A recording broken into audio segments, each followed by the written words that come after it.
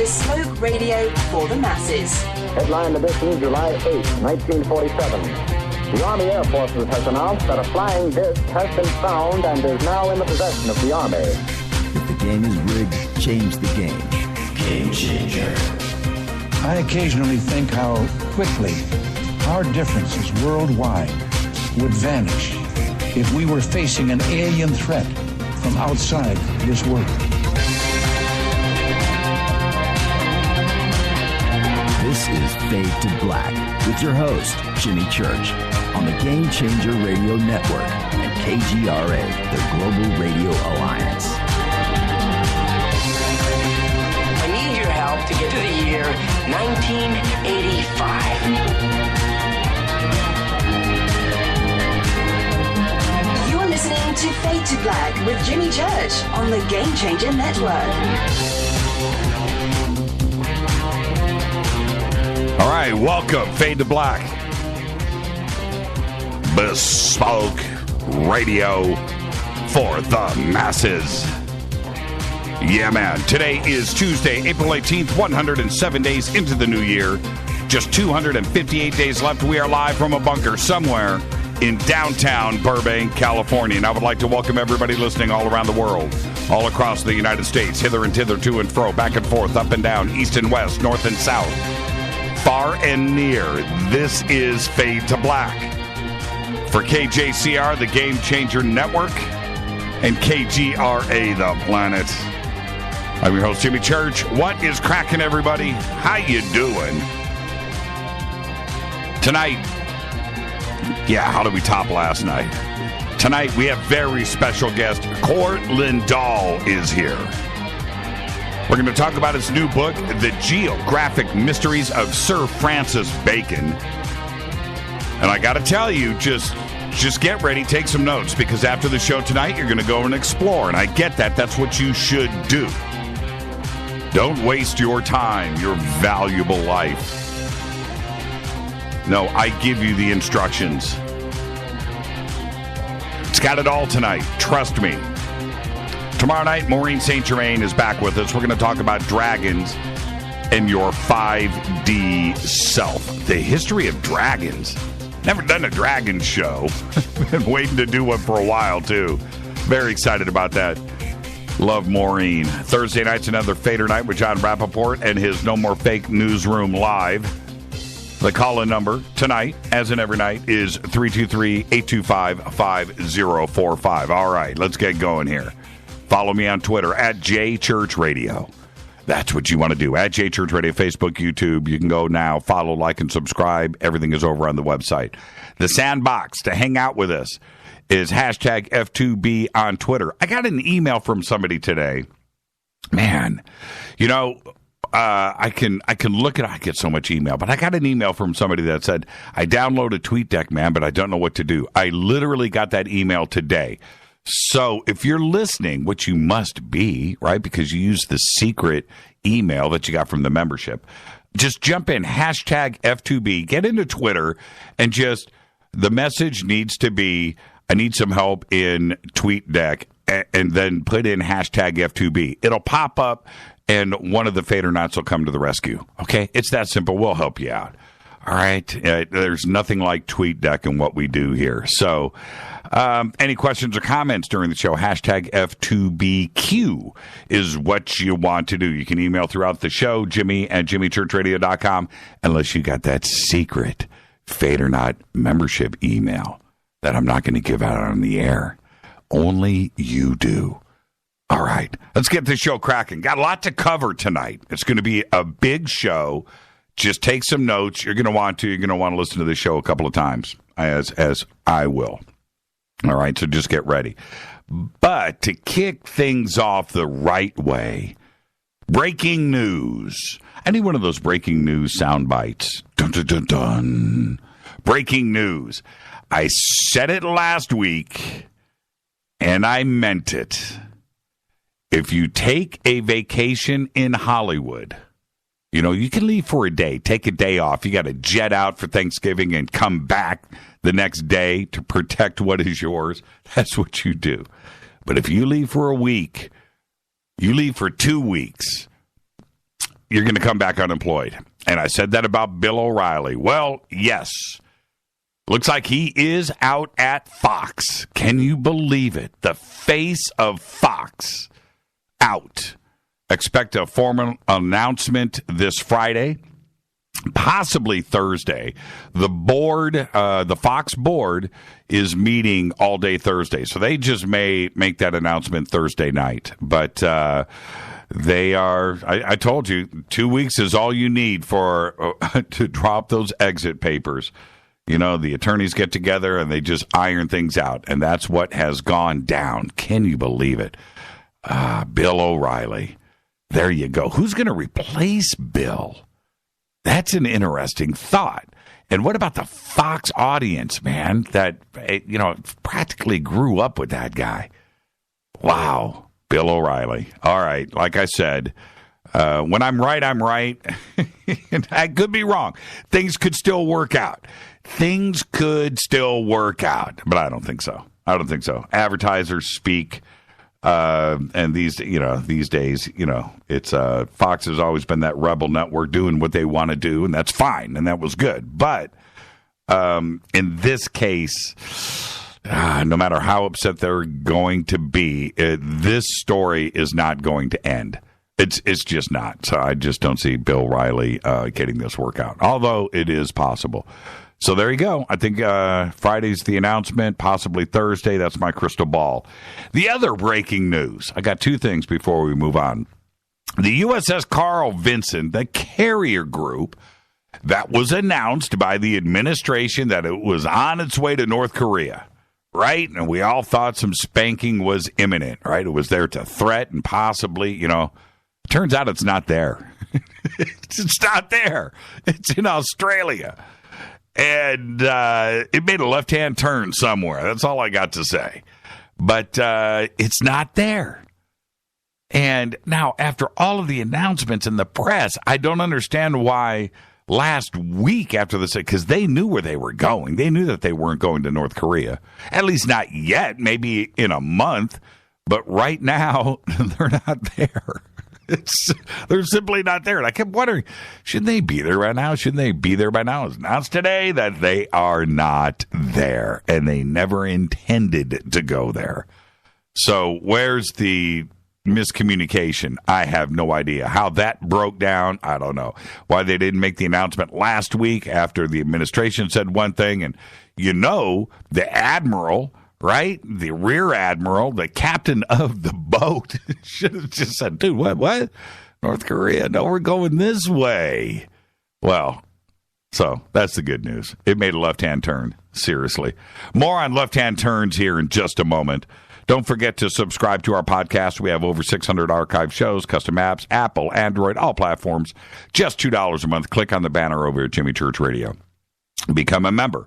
Become a Fade or Not. We have a live bunker cam right now. Right now, there is a live bunker cam live here in the studio. Become a member, you get the bunker cam. Right? So become a member. Just go click on the membership page.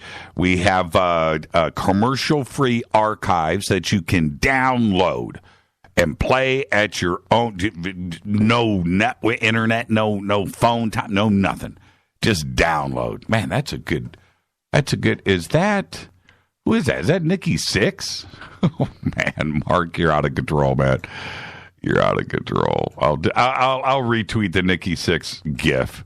That's actually pretty cool. All right, yeah, the giant flying V gifs are cool. I went and watched a bunch of videos. I wish the dude played better because he looks like he's shredding, right? But But the guitar itself is cool. Okay, check out all of our sponsors. Life Change Tea. Right now, click on the banners. Go to getthetea.com. When you do that, use the promo code Jimmy when you order, either online or over the phone, and you're going to get yourself some free shipping. Go to the specials page. Everybody here, family, friends, everybody is on the Life Change Tea regimen. Life Change Tea. It's what we do here. It's amazing. Go to the specials page, pick something out, and change your life with Life Change Tea. Also, Fade to Black Blend. made by River Moon Coffee. Promo code is F2B Blend. Just go click on the banners over at jimmychurchradio.com. It is truly the best coffee in the world, hands down. We just got images today of two limited products that are going to be from River Moon Coffee, Faded Black Blend, at Contact in the Desert. Now, I can't mention it any more than that, but it's limited edition, numbered, and very, very, very, very cool. I mean, I can't believe it. It's just, what an honor. So I'll see you at Contact in the Desert, and you can get your own, okay? Contact in the Desert is coming up May 19th through the 22nd in Joshua Tree, California. We have a full weekend planned there with Fade to Black. Friday night, we're broadcasting live. Saturday night, I am hosting the Forbidden Archaeology panel. Sunday night, I'll be doing the Disclosure panel. So we've got Friday night, Saturday night, Sunday night, 3 Fade to Black events there. Both panels will be under the stars at the amphitheater at night, 7 to 9 p.m. The second night is 7 to 8:30 p.m. And, of course, Fade to Black will be Friday night, 7 to 10 p.m. Tickets and info are over at jimmychurchradio.com. Just go click on the banner. It'll take you straight over to their website, food, lodging, all the information that you need. I just got notice today that there is 1.5 days left. I guess that's through tomorrow for discount tickets. After tomorrow, I think they go full price. And that's it. And today is the 18th. It starts in 30 days. I cannot believe it. There you go. All right, let's get this show cracking. Happy birthday to today. James Woods is 70. Sure, he's known for Casino. Contact. He's good in Contact. Good in Casino. But not as good as he is in Videodrome or Cat's Eye. Love Cat's Eye. Drew Barrymore's like 4 years old in Cat's Eye. It's her first movie. Rick Moranis today is 64.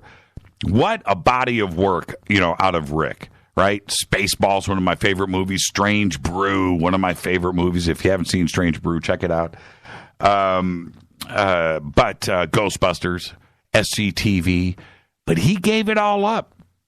He retired, wants to raise his kids, wants to do his thing, and left Hollywood. Rick Moranis, and they offered him a ton of money to come back and jump back into Ghostbusters. And he said, if the script is right, maybe we could talk about it. But no. What was the other one? Honey, I Shrunk the Kids. Wasn't that his too as well?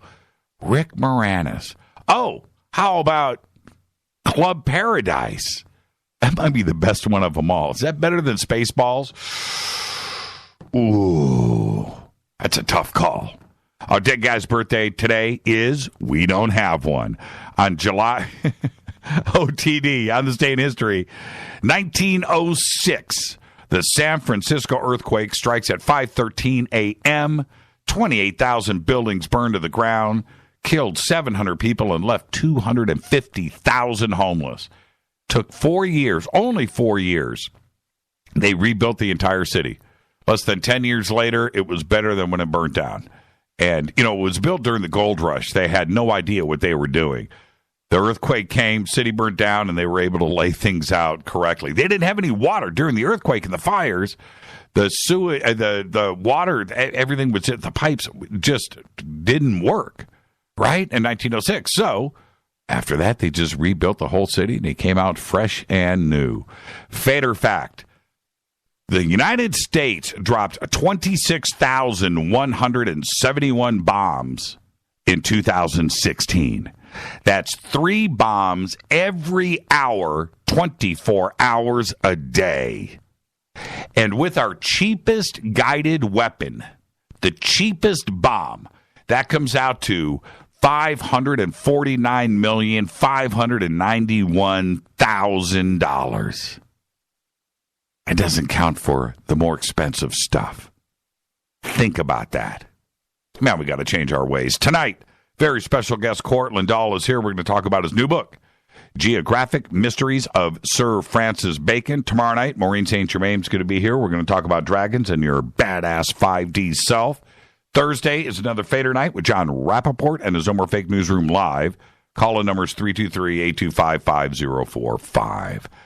All right, man, you guys in these gifts. Oh, Jabba the Hutt. Pizza the Hut. Pizza the Hut. How did that be? You guys are good. Pizza the Hut. All right. I got an interesting email yesterday, and saying that, or rather complaining about, that I'm open-minded about everything, that I agree to whatever guest I have on, I believe. And that's how the email started out. And then moved on to just ripping me apart because I don't or won't consider the flat earth theory.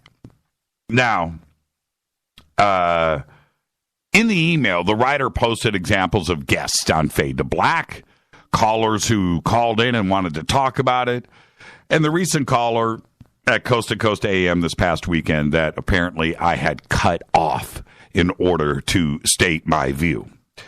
And I could see that. I don't think I cut him off, but my point in being so direct with anyone that believes in the flat earth is that I'm just trying to save them. I'm here for you. It's tough love. And sometimes you just have to bring down the hammer. Maybe, just maybe, I can do my small part in this madness and get somebody to back off the edge of the cliff. Back to reality. Come back to us. Reality, whatever that is. Because listen, ghost, time travel, lost history, UFOs, life after death. These are all questions that we've been trying to answer for years. And we will continue to do so, not only on this program, but others. But the flat earth question was answered a very long time ago. And it's been proven over and over again. The earth is round, and that's the end of it, right? That's just the end of it. Now, please listen to me. Just listen. Listen to Uncle Jimmy for a second. If someone called into Fade to Black or produced a video that said something like, you're driving down the road and you turn right, you're actually turning left. And Jimmy, I have the proof. It's a conspiracy, man. The man has been lying to us like forever. And we have to make a stand and expose this to the world. When you turn right, you're really turning left. I'm not kidding. And I would probably respond with something like, well, what about when you're walking and not driving? Caller would say something like, same thing. You actually, when you turn right, you turn left. It's a conspiracy. And my response to that and to the flat earth is, it's simple. What do you want from me? What is it that you want? Am I supposed to announce this to the world the next day that when you turn right, you're actually turning left and there's a conspiracy about this? What is it that you want? Do you want me to agree? You want me to agree to the flat earth? Jimmy believes everything, right? Everything. But I don't. There are certain things that I just don't go there. And the flat earth, I do not. The flat earth is one of those things. Too many men have died. Scientists and just proving this. Explorers and that's back then. Forget about now and the now. But just think about it. It just stop. There is no way that I, Jimmy Church, could or would ever say that the earth is flat. I'm just not going to do it. Why? Well, because it isn't. It's round. That's it. And so when I stop somebody in their tracks, I'm doing them a favor. Look, it's fun to imagine things. You know, the what if, the fantasy. I love it. That's fine. Do it. And if you want to fantasize about the earth being flat, that it was built by aliens with a giant dome over the top, cool. Go for it, man. Seriously, just don't believe it. That's moving into very dangerous ground. And that is a scary place that, seriously, you just don't want to visit. You may not come back. When it comes to the flat earth, please don't tell me that I'm wrong. Because, well, I am not. I'm not. The truly healthy thing to do is to call me up and we just talk about it. That's cool. And we discuss the many ideas about it. That's fine. And then we shoot it down together. And we have a laugh about it. That's healthy. We just don't believe it. That's dangerous. Today, listen. Today we have so many important issues on this planet. And way too many right now to mention on this show. List is way too long. But we just have so little time in one's life to address them. I have so much that I want to discover, so much that I want to learn. I have questions to be answered. We all do. But I'm running out of time. I am. I'm 53 years old. Life doesn't last forever, my friends. We all know that when we were kids, everything was slow. A summer vacation from school lasted for eons. They never ended. Remember that?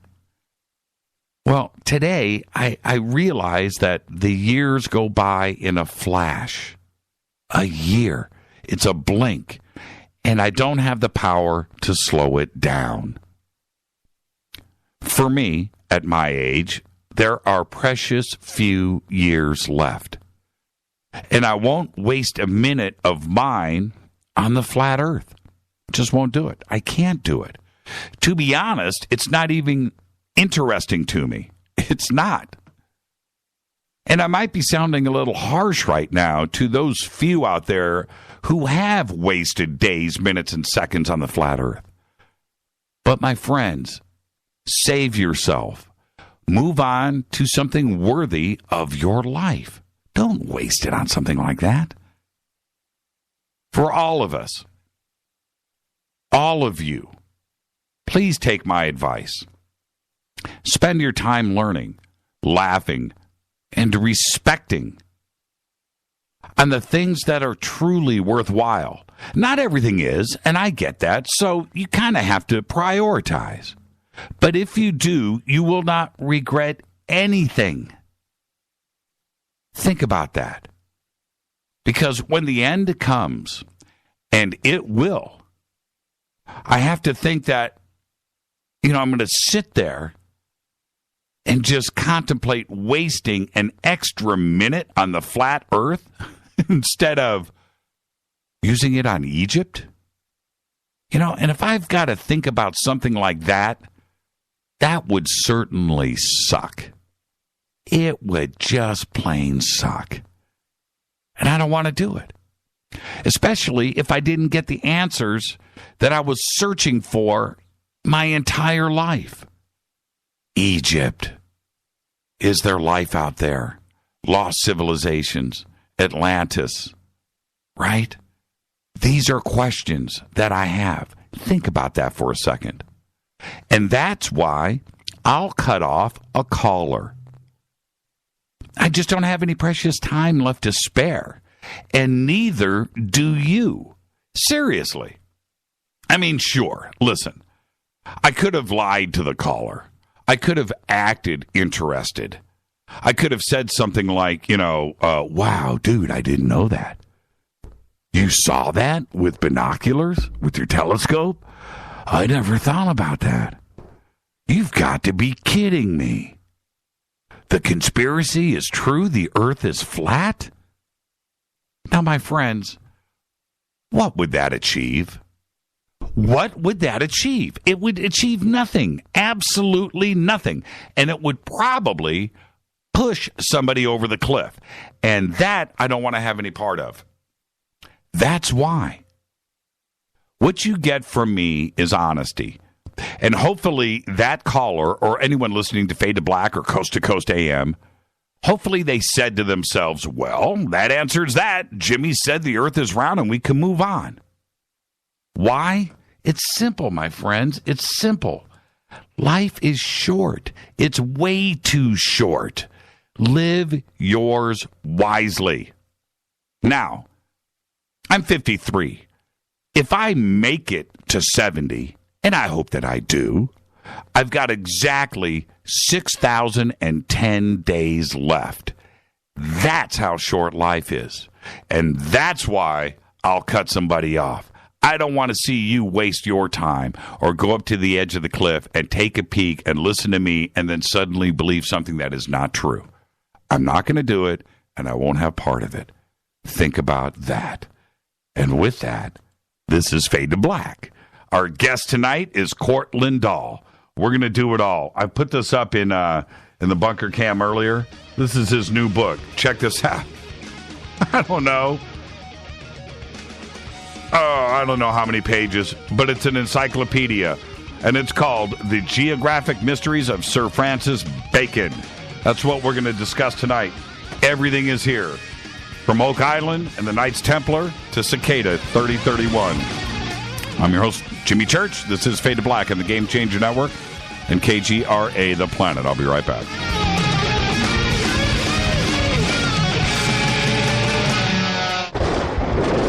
This is Fade to Black with Jimmy Church on the Game Changer Radio Network and KGRA, the Global Radio Alliance. The station that talks the net. KGRA Radio. Hello, I'm Petili, and you're listening to my main man, Jimmy Church, on jimmychurchradio.com. Hi, this is Ray Hobbs here, repping the planet, and you're listening to my good friend, Jimmy Church, Fade to Black, on the Game Changer Network and the KGRA Digital Broadcast Station. This is Toby Kebbell. You're listening to jimmychurchradio.com. Don't hurt me, Jimmy. I'm only little. Hey, I'm Adrian Grenier. And this is Ari Gold. We're of the Honey Brothers. Well, yes. We are of the Honey Brothers. Hey, I'm Adrian Grenier. And I'm Ari Gold. We're the Honey Brothers. And you're listening to Jimmy Church. The Revolution. What's up, Fadernauts? Studio Dome loves Fade to Black and the F2B audience so much that they have put together the ultimate stereo Bluetooth system. They've done it just for you. Man, check this out. The Studio Dome SBB2 stereo system is here. It's featuring 2 Studio Boombox 2 SBB2 wireless Bluetooth speakers, packed in its own custom hardshell case. This Studio Dome system features the very latest in stereo Bluetooth technology. The 2 full-range boomboxes are in true wireless stereo. You've got to hear this. It's amazing. It's just $129, and use the promo code JCRTWS, and you'll also get free shipping.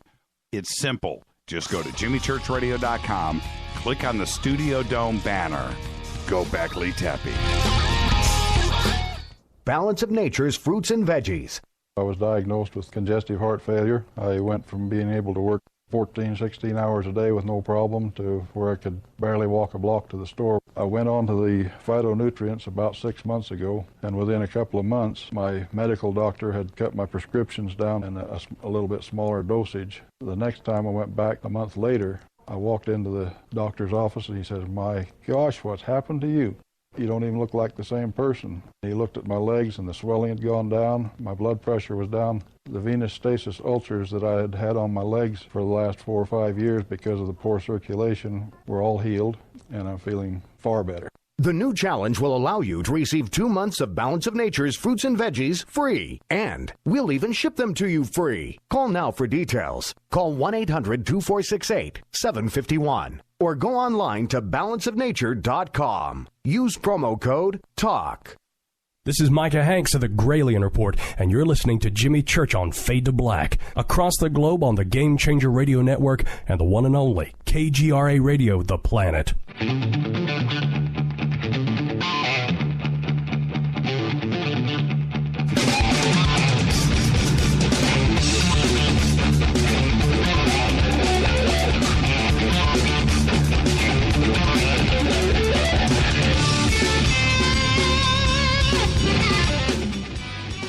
All right, welcome back. Fade to Black. I'm your host, Jimmy Church. Follow me on Twitter at JChurchRadio. Our guest tonight, Cort Lindahl. You can follow him at Cort Lindahl on Twitter. He grew up the son of a Chief Master Sargent in the United States Air Force, lived around the world in places like Panama and Turkey. In addition, Cort is half Newfoundlander. Now, Cort has been studying ancient geography and the concept of the Axis Mundi for almost 10 years. His background in geography, cartography, archaeology, and art history has contributed a great deal to Cort's view of all of these subjects. Via these studies, aspects are revealed that things seem to change the scope of many of the mysteries and treasure legends that have fascinated the public at large for years. Places like Oak Island, the Beale Treasure, the Kensington Rune stone, the mysteries of Mount Shasta may all have a common origin in family tradition and organized quests created to inform one of hidden tenets of American history and much, much more. These kinds of initiatory quests were often applied to groups that had been persecuted and used as a symbolic way for people to communicate their ideals and knowledge of those hidden tenets of their beliefs or goals. This phenomenon can be seen in places associated with both the church and secret societies. And his website is right there at jimmychurchradio.com. survivalcell.blogspot.com. The link is at Jimmy Church Radio. And I would like to welcome to Fade to Black for the first time, Cort Lindahl. Cort, good evening. Good evening. Great to be here, Jimmy. It's great to have you here. And now, as you know, you get the first-time guest disclaimer, Cort. You ready? Yes, hit me. Yeah, all right. It's just you and I sitting on my couch having a conversation as friends. Where we start, we start. Where we end, but we're going to end as friends. There you go. You ready? Fantastic. Let's do it. Cort, the books that you've sent me are amazing, and all of the information for these, everybody can go to your website and check that out. But fascinating stuff and fascinating work. With all of the guests that I've had on this show, and you've listened to them, some of this stuff is covered, but your deductions tend to go against the grain from a lot of other researchers out there. That's a tough road to take, but the information is comprehensive. It's right there. How did you start to pull these quests apart, and where did the fascination start for you? Well, that's a great question. I've always been fascinated with maps and globes and history. So at one point in my working life, I got injured on the job and found myself with a lot of time in which I could, look at these questions I'd always have from studying geography and art history and all the things you went over there before. And at first it led me, I lived a long time in Virginia, and I'd always been curious about the structures of Thomas Jefferson because they all included an octagonal portion or tower to it. And he also built the rotunda at the University of Virginia, which is a copy of the Pantheon in Rome, and contributed to the design of the Virginia State Capitol as well. So he was there at the beginning of this kind of quest that I find myself on, where I found that when he was a student at William and Mary, he studied land surveying. And this would fit a pattern that I saw in lots of the people that were involved in using architecture and artwork later to kind of give you some hidden metaphorical messages. We all hear about having the eyes to see and everything like that. And if you study, the literary figures that are given to you and the architectural clues, you may be led to a treasure. And I found that a lot of these involved treasure quests as well. But during Jefferson's time at William and Mary, he was exposed, I believe, or initiated into the mysteries of the powder magazine there, which is an octagonal structure that at times had been used as a church as well, which kind of fits the tradition that was built in the Tower of the Winds of Athens, I believe, which is a temporally sensitive structure as well that was octagonal in form. And this is kind of gives us the form of the word temple. And one of the things I say that kind of fits into the mold of a lot of this is Templars using templates to create templum that define the temporal fabric. So there's a lot of connections to these structures defining time and space as viewed in a domain of a ruler originally. So these things are to legally describe property, and that's exactly one of the disciplines that Thomas Jefferson learned when he was at William and Mary. And also President Washington, James Madison, and others also gained these skills through time, as well as a whole other cast of characters I saw through American history that were involved as well. How did you start to put it together through all of the European connections? Because most of what you write about here is this fabric, this secret society or societies that had knowledge over in Europe, and it's like they all conspired and they all had their eyes across the pond here at the United States, directly at the United States. How did you start to put this all together? Certainly, in many ways, we see the same myths and legends from the old world transferred here with different imagery that leads you to that conclusion later. But at first, I looked at structures, of course, like the Great Pyramid of Giza, which is oriented to true north, and looked at the ways that pointed, and it seemed a lot of the directions that it pointed to were to other places of importance, even amazingly Serpent Mound in the United States and places like that other people have speculated were involved. So that was interesting to see too. And from that, it brought me to the Tower of the Winds, which is also oriented to true north. And this kind of encodes one of the secrets of it that lead us to the real meaning of Arcadia that we see in the Rennes-le-Chateau mystery and inferred at other places like Shugborough Hall. Right. Because that whole imagery is associated with Arcus, who was cast as Ursa Minor in the heavens, and his tail includes the pole star. So a lot of those metaphors are references to navigation in part, not completely.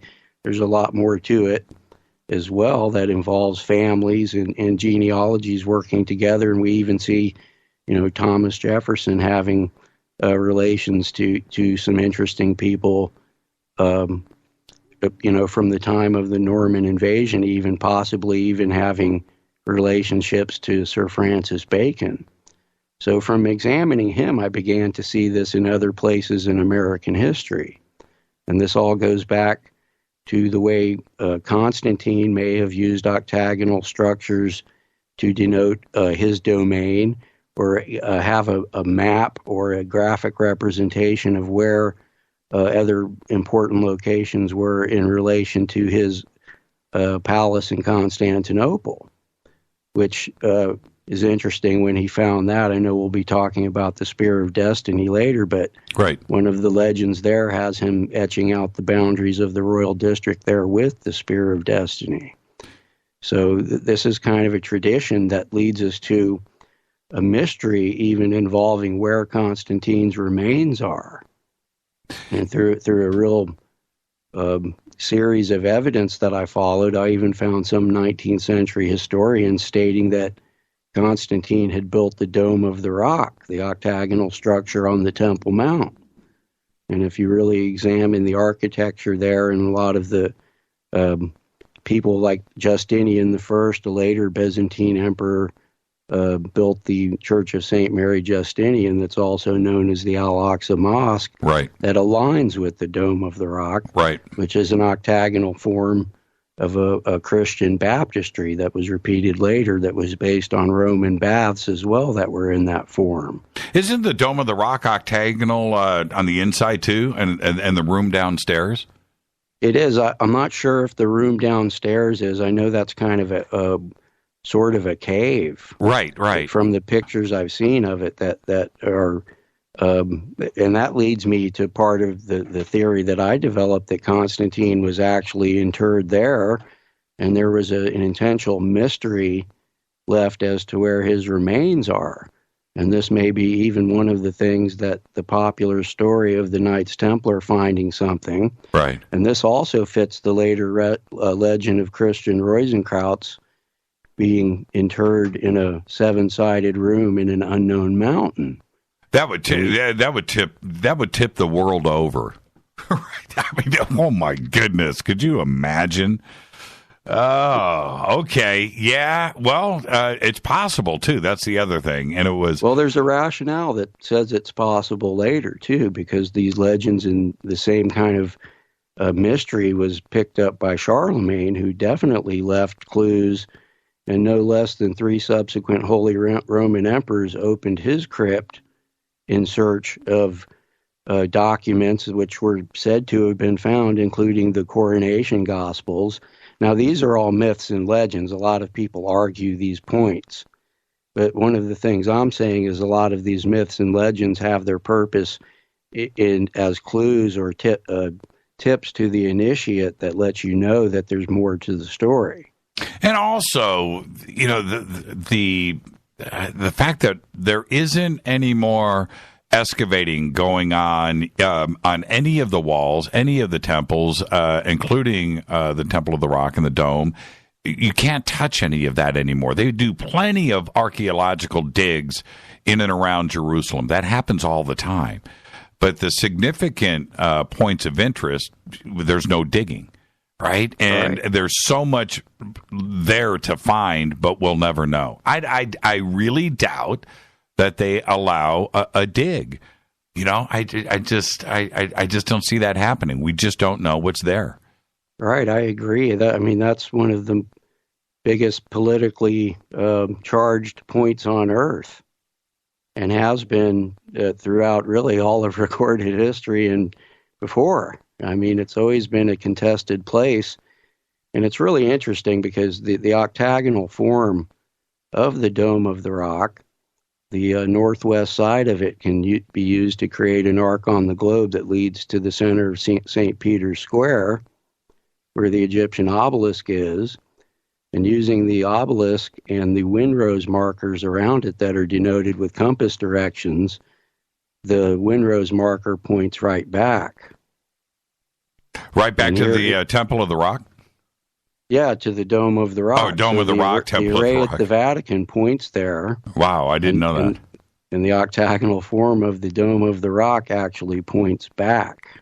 I wanted to talk about Sir Francis Bacon. Obviously, that's what the book is about. But he was into a lot of things. A lot. I mean, everything from alchemy to some of the craziest theories. He knew a lot of people. He was well connected. Possibly even the author of the Voynich manuscript, right? I mean, the guy really, really has a colored history behind him. As you started to do the book and research Sir Francis Bacon, what did you find out about him? Well, like any true magi is what I would term him. He's such an intelligent person, and through history, there's always been people like him that were involved with royalty and influential people that kind of guided them spiritually too, but were of such an intellect that they actually understood science and nature very well for the period in which they lived. I mean, this even goes back to the 13th century with the Holy Roman Emperor Frederick II, who associated with Michael Scott, who also fulfills this tradition of these Scottish or Scotus magi that also served Charlemagne. So there's a Scottish influence in a lot of these intellectual, influential people.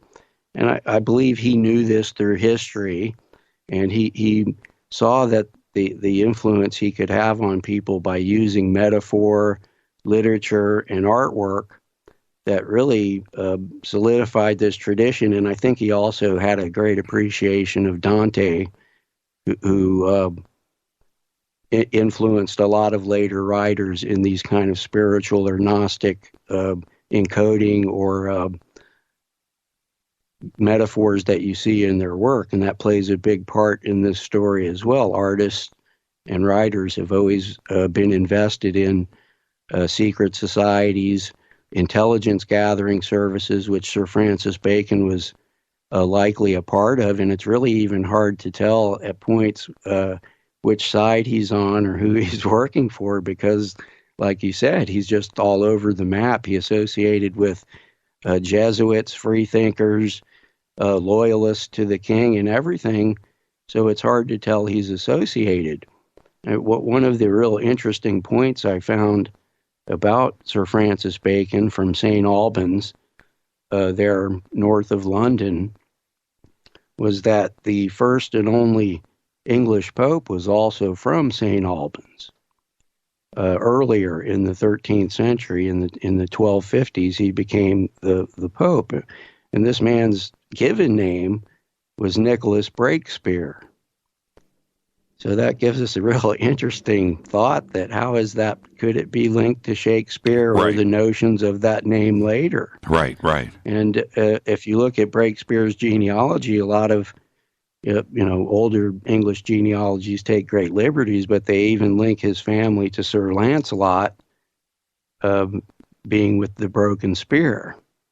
So that's interesting as well. And Nicholas Breakspere would later go on to have a great influence in Scandinavia before he was the Pope, at a time when the first Earls of Orkney were in Scotland and having a great influence there when they were Norwegian nobility.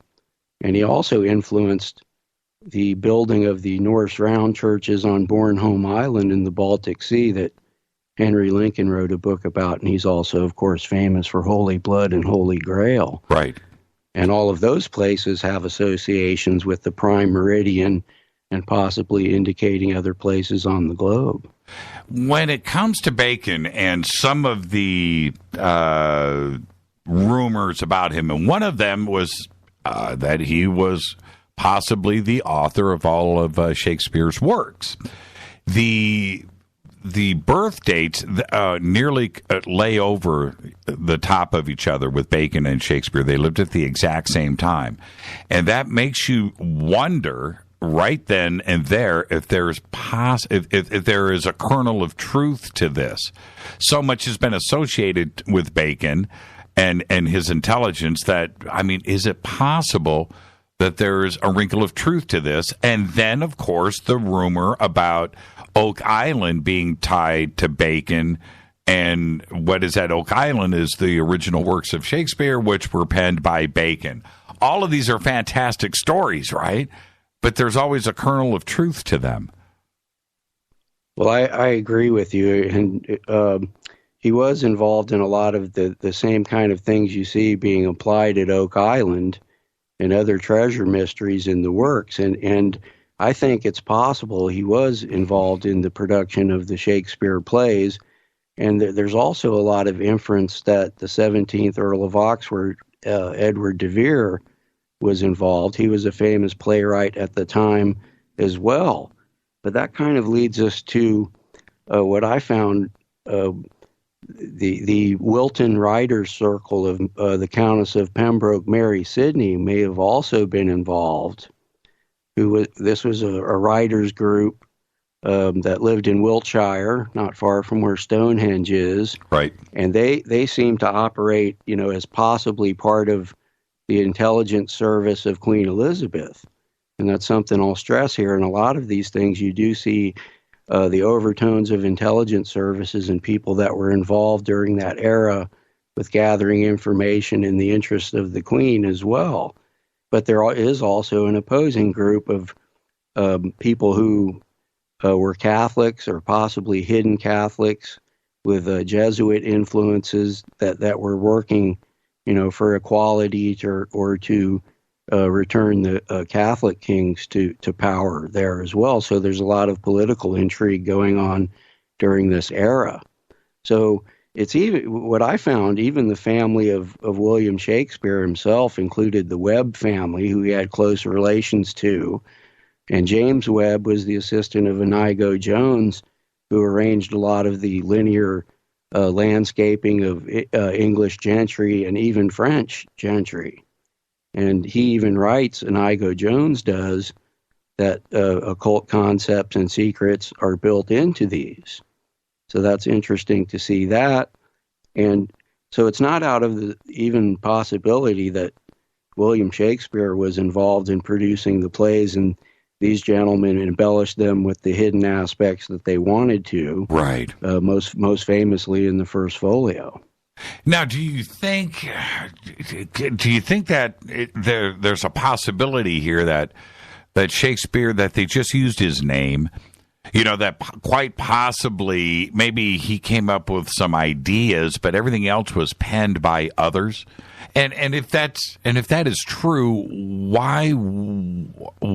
I mean, why not have Bacon just put his name on the plays, or some of the other writers that were in that circle? Right. Well, if you look at the content of the plays, a lot of it's politically charged. Right. And really makes comments on really what another influence on all of these landscape mysteries and lost treasure legends are the fallen kings.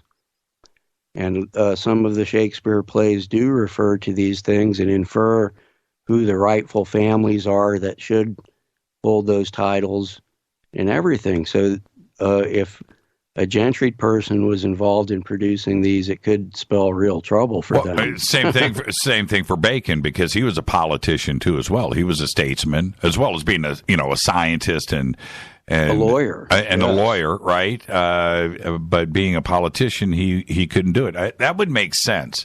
So then they got the ideas out, and yeah, okay, all right. I mean. That right, and what they were trying to do was encode things in the work that preserved their history, right, and their point of view, right, that you would be initiated into in order to be able to understand, right. And part of that is code breaking, the interpretation of art and history. That really, when you break it down in that area, a lot fewer people were really aware of the scope of all of these subject matters. Now, and Bacon, through where, his time period when he lived in 15th and 16th, 17th centuries, but the 1500s into the 1600s, the United States, well, it wasn't the United States yet. It was still fresh. Why did Bacon, was there that kind of interest with this new land that was over here, the new country, as opposed to what was going on in England and Europe at the time, for him to have the vision of the future with what could possibly happen over here? Right, and that links to the concept of the New Atlantis that he wrote of and was authored by him. Right. So that kind of gives you a somewhat utopian view of what it could be like in comparison to all of the old, political and royal and church influences that shaped what the old world was. A lot of people saw that as being a morass of, something they could never escape, and goes in with the concept of, in America, of liberty. I think being able to shape your own destiny in a more direct way. Now, I had also read that there was the possibility in a couple of different timelines that Sir Francis Bacon could have actually made it over here and then back to England. What do you think about that? I have never heard that. It's entirely possible. There's even people that speculate that he didn't die at the time. Right. When he was, and he lived on as another character, had a more behind-the-scenes influence. But I wouldn't put it past him, Jamie. I've never read that before or heard that before, but that could fit. I mean, early colonial America during the time he lived was a rough place. Those people did, do a lot. We should all be proud of them in eking out the new land, regardless of the political overtones with Native Americans and everything else. They were true pioneers. And really, who came along with a lot of the early settlers were these important gentried families from England and Scotland as well, who were some of them were serving the interests of the people who invested in the Virginia Company, as a business prospect. And a lot of those men were Knights of the Garter and Bath as well, or other influential English and Scottish people. You should read Twitter right now. Arnold just says Bacon was the son of Queen Elizabeth. He had to write Shakespeare undercover. Jason just posted, but if that were the case, would you have the consistency across Shakespeare's work? Very, very, very good point there, too, as well. That's possible as well. I've read those theories, and then those could be. And even really from Nicholas Bacon, his father, if that was his real father, the connections are amazing to other families that are even characters in Richard III, the Cecil family, and everything that kind of links back to the fallen Welsh kings that a lot of people consider should have been the rightful line of English kings, but through various means didn't happen. Now, we're going to take a break right here. When we come back, I want to jump into a couple of direct things that we've got to get out of the way, and one of them is Oak Island. And now the other, and we've got to fully cover the Beale Treasure too as well, and somehow tie all of this together with Cicada 3031. I don't know how we're going to pull all of that. Yeah, I don't know how we're going to pull that out before the end of the show tonight, but I promise that we'll give it our best shot. Our guest tonight is Cort Lindahl. I'm your host, Jimmy Church. This is Fade to Black on the Game Changer Network and KGRA The Planet. You can follow me on Twitter at JChurchRadio. Follow Cort at Cort Lindahl. The links are right up there on Twitter. This is Fade to Black. I'll be right back.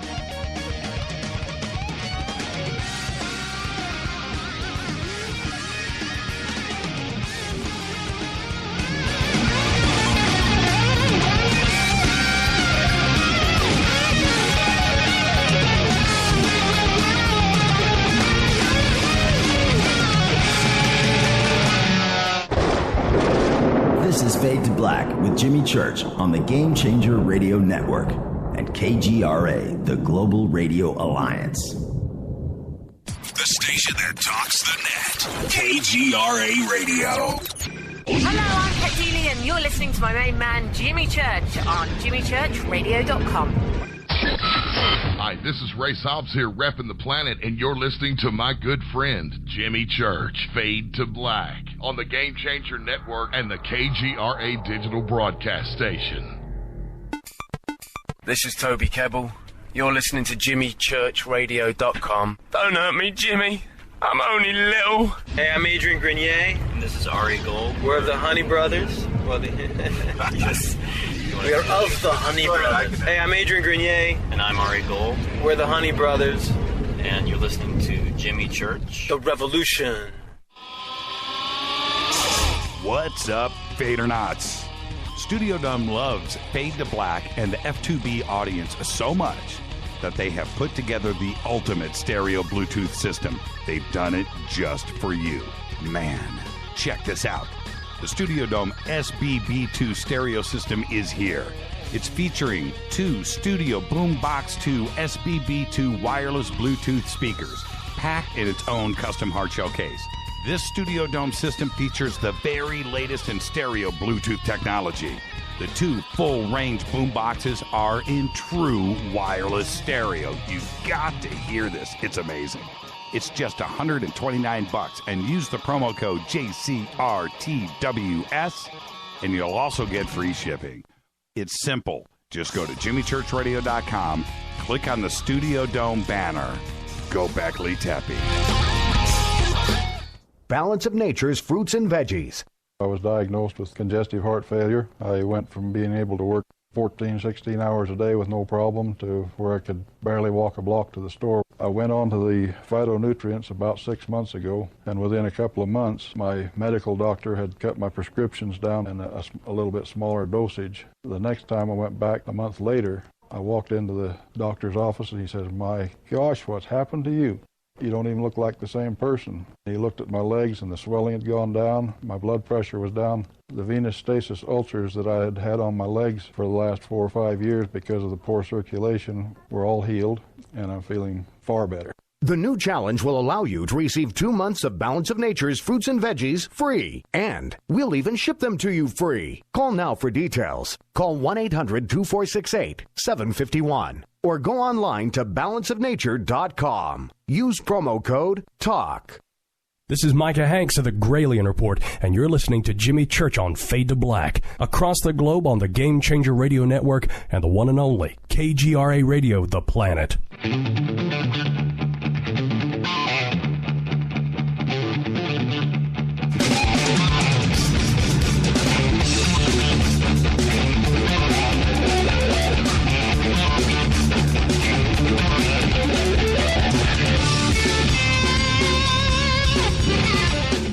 Welcome back, Fade to Black. Our guest tonight, Cort Lindahl, talking about his new book, The Geographic Mysteries of Sir Francis Bacon. You can follow me on Twitter at JChurchRadio. Email is jimmy@jimmychurchradio.com. And certainly you can follow Cort at Cort Lindahl. It's all right up there on Twitter right now. Cort, you bring up the Kensington Rune stone. Now, Scott Wolter is not only a personal friend, but he's been on the show many times. And has been researching the Kensington Rune stone forever. And your opinion is it's not what we have been told. What's your take on the Kensington Rune stone? Well, what I found when I looked into that, and no disrespect to Scott at all, he's a great guy. I've talked to him before and everything, and he very well may be right. And the evidence I found could fit in with what he's saying as well. But what I learned from this is I don't always trust the quote, skullduggery, right, or the way things are twisted around or made to appear as one thing when in fact they're something else. And what I found, I suspected a long time ago that there were connections between the Kensington Rune stone and Jamestown, Virginia, for no real reason, just my gut told me that. But I started looking into the genealogy of some of the major families there, and I found that in particular the Hill family, that were also part of the Blair family. I mean, really what you see in these colonial eras, that after a while you get one big family from all of the first families that came because they intermarried over time, and there's a lot of evidence that they had a lot of regard for each other. Some of them had family fraternities in which they might have used these kind of quest legends or treasure myths as a learning tool so people could learn their family history. There's some people even here in modern times that come forward with such stories, so it's possible. But what I found was a clear migration to Alexandria, Minnesota, and Minneapolis, Minnesota by the Hill family, whose extended family had even included a hand in the creation of the College of William and Mary.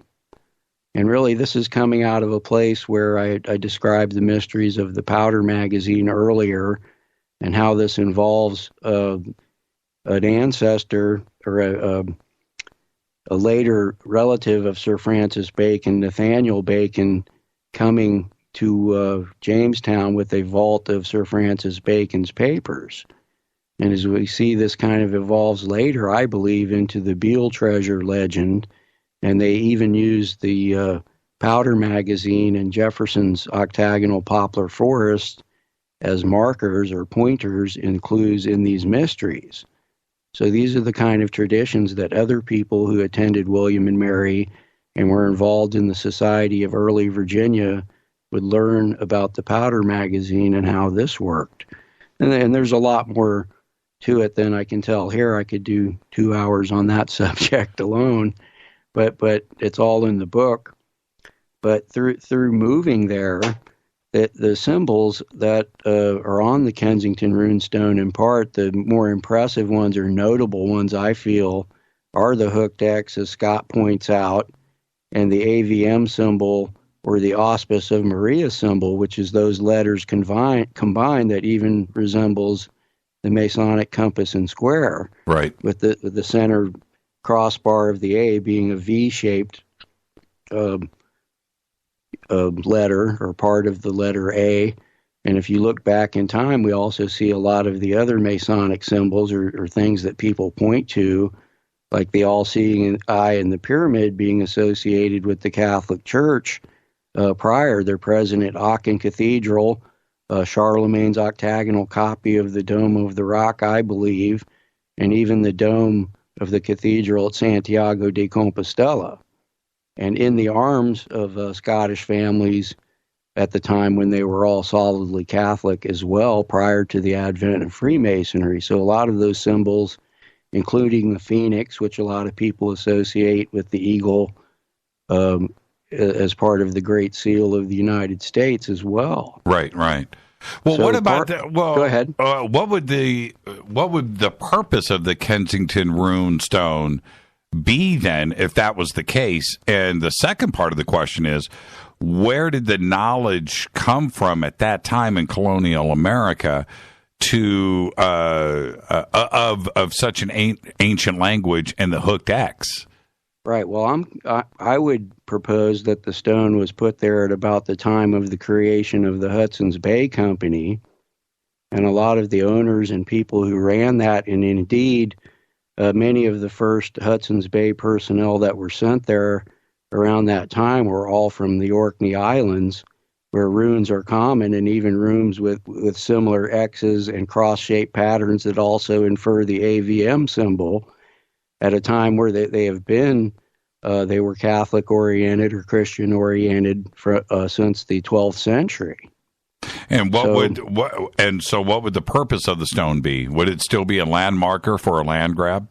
Sure. And when I plotted that out, I think Scott's right about that. And what this could infer is that the boundaries of the Hudson's Bay Company, which the Kensington Rune stone does mark, the borders of Rupert's Land, as named for Prince Rupert of the Rhine, who was the first governor of the Hudson's Bay Company. But what I found was there was another lost stone legend in Minot, North Dakota, associated with the La Vérendrye's, the very same people that Buff Perry talks about having left the stone in the sandstone pillar on the Milk River. Right.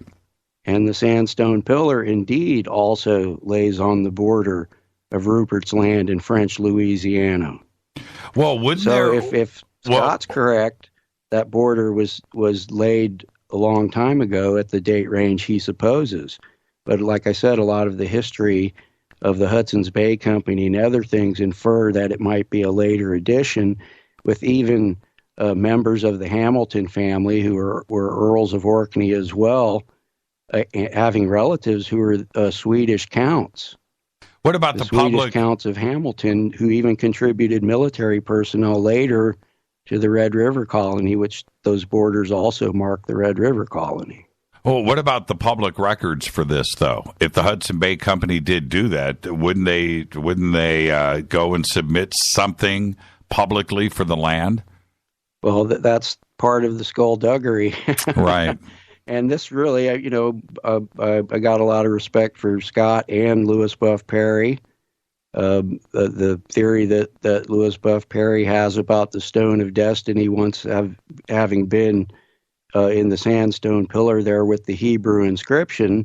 Right. The pillar also includes an Ogham inscription, which I found, which is a Welsh or an Irish ancient form of writing that's similar to runes. But I found that a lot of cases of that being used through American history by Welsh immigrants to mark their property. So there are questions and there are records of that. So every time you see things like this, it may not necessarily be ancient or anything. So there are people associated with the Hudson's Bay Company. You even see the X in the AVM included in the collar of the Order of the Thistle of Scotland. And as I said, on runes on Orkney Island itself. Now, let's talk about Oak Island. Man, Oak Island. All right, I'm not going to bag on the show. I really wish those guys success, and let's hope that they find something. If it was me and I had that kind of money, I would just move the island. I would just dig the whole thing up. That's what I would. I would dig the entire thing up and move it from left to right. That's what I would do, and see what's left. But they can't, and they haven't. But is there something to be found there? I think it's possible. I have a little bit more doubt than the average person that examines Oak Island, to the point where it could even be what treasure hunters call a dodge, or something to take your attention away from it. Or there could be other importance to it, like events that happened there that led to all of these older artifacts that they're finding being there. There's a lot of inference that even early Portuguese sailors came there, and some of the local names reflect that. But what I found, too, was the large involvement of what could have been the pirate Peter Easton. And really, he's also associated with another legend in Newfoundland, where there's an island that has the same imported oak trees that were present on Oak Island. And there's stories there that are similar of buried treasure in a shaft and everything that a lot of people aren't aware of. And Peter Easton has direct links to the Cupid's colony of Sir Francis Bacon in Newfoundland. He was sent there by Queen Elizabeth to guard the Cupid's colony as a privateer to protect them from, possibly the Spanish or others. And Peter Easton is amazing because he's really only one of the pirates you read about that was said to have left the maritime waters with 200 million English pounds of gold, 2 million pounds of currency, English currencies worth of gold, where he went to Monaco and became a Duke of Savoy or a Marquis of Savoy, and even intermarried with the Savoy family or the Garibaldi family there in Monaco. So that's very interesting. He also operated kind of in the circle of spies of Elizabeth I, who also employed him in the Barbary pirate wars, in which English ships actually fought with Muslim ships against the Spanish in the Mediterranean.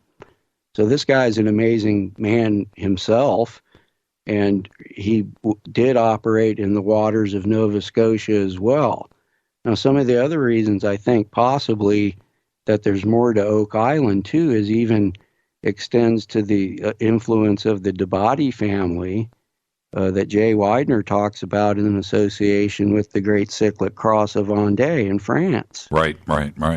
Another member of the Debatis was the governor of French Acadia, and his sons were influential there at the time the English took over. So there's another influence of a family associated with a lot of these quest legends and everything. The name of the Debatis means of the abbot or of the abbey, and their family descended from the lay abbots of Charlemagne, who were said to have run the schools or universities that he organized. So they have an interesting tradition as well, also including the governor of French Louisiana that actually handed it over to Thomas Jefferson later. Well, if you have all of these signs, the rocks and the legend behind Oak Island, why have such an elaborate ruse? And in the end, what's it pointing to?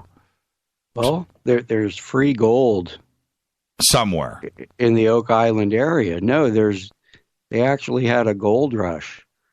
The river that empties into the bay, Mahone Bay, there right near Oak Island, is called the Gold River. So during the 1800s, at about the same time the California gold rush was happening, there was a gold rush there.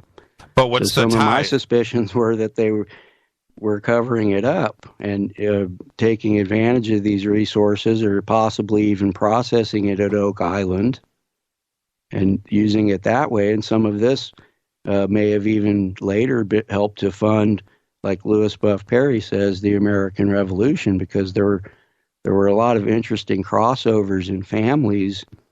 After the English took over Nova Scotia from France, they invited colonists from what would become the United States to take land there. So we have an overlap in a lot of families, even including the Longfellow family of Henry Wadsworth Longfellow, who we'll see involved later, and even the extended family of Edgar Allan Poe had a presence in Halifax, Nova Scotia at the time the treasure story was coming to light. So, excuse me, are you suggesting that Oak Island was a diversion from the real gold that was being mined? Or is that what you're suggesting? They wanted people to not focus on where the gold rush was? Well, I think for political reasons, there may be colonists were there taking advantage of it, especially after the time they had invited the ones that were more associated with the colonies, who were beginning to develop these patriotic ideals of separating from England. So a lot of these, even these families, it was interesting, members of the Longfellow family and a lot of these other families came during the Revolution and fought for the colonies. Now, and were even allowed to retain their land in Nova Scotia after the war. Right. But why the elaborate traps, the water traps, and I mean, seriously, just to have somebody, dig 200-300 feet, dig a tunnel and really create a diversion there and cause the trouble of it filling back up and this cyclical catch-22 that you would find themselves in, right? That they're not going to ultimately find anything, but they're going to be consumed with this cyclical digging of this pit, while the real gold was up not too far away at the mouth of the river. Well, it could have been that even the French had left this myth or legend behind as kind of a seed. I mean, as I said, I know it's hard for a lot of people to believe, but intelligence services and people that are involved, as we see some of these writers shaping the American ideal, other places had this as well, where these myths and legends would be kind of presented to people. I was speaking of the Magi earlier. We even see an associate of Bacon's, Dr. John Dee, later traveling the courts of Europe and even influencing the Holy Roman Emperor with Michael Kelly. If you really read between the lines, you can also imagine these men gathering intelligence or influencing people that disagree with the English state, as it were, the English way or monarchy, into doing certain things. And a lot of the way they did it were these man-in-the-mountain myths and the promise of missing treasures and everything that may mean something else to an initiate or pilgrim who really knew what was being said. Have you spoken to the brothers up there at Oak Island? Do they know about this idea? I've attempted to speak to them, but I don't think they're interested in what I'm saying. But really, I hope I'm wrong. I hope they find something. I mean, there's an amazing man named Peter Admonson also that deciphered the first folio of Shakespeare, which is associated with the sons of Mary Sidney, the Countess of Pembroke, who I was speaking about earlier. Right. And she even wrote a book about geomancy, or the Enochian divination of lines in the earth.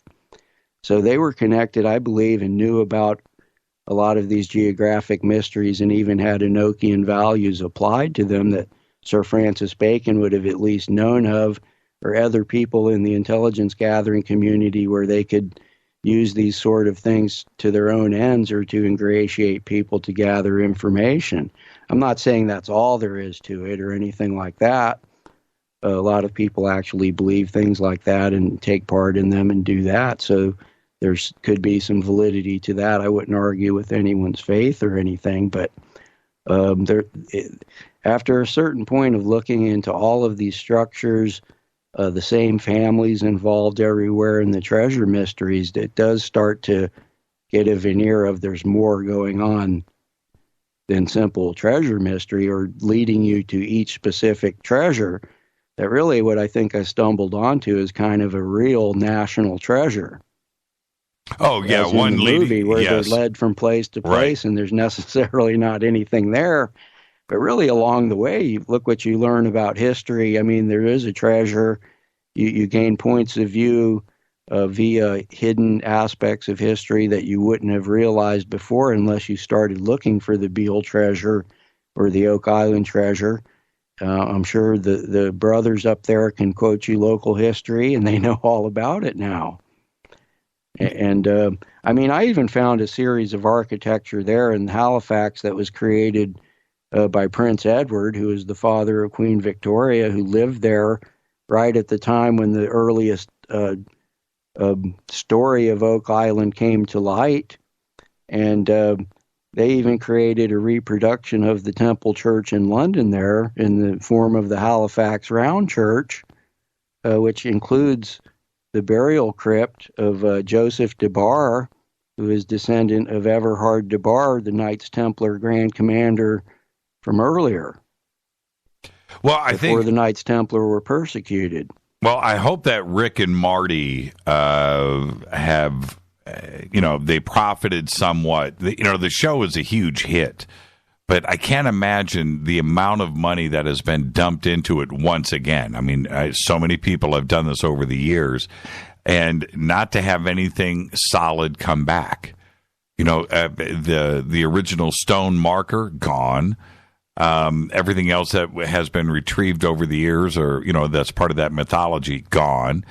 And the original money pit has been so distorted, from its first version when they started digging there 220 years ago, that it's now it's a shell of what it originally. Now who knows what.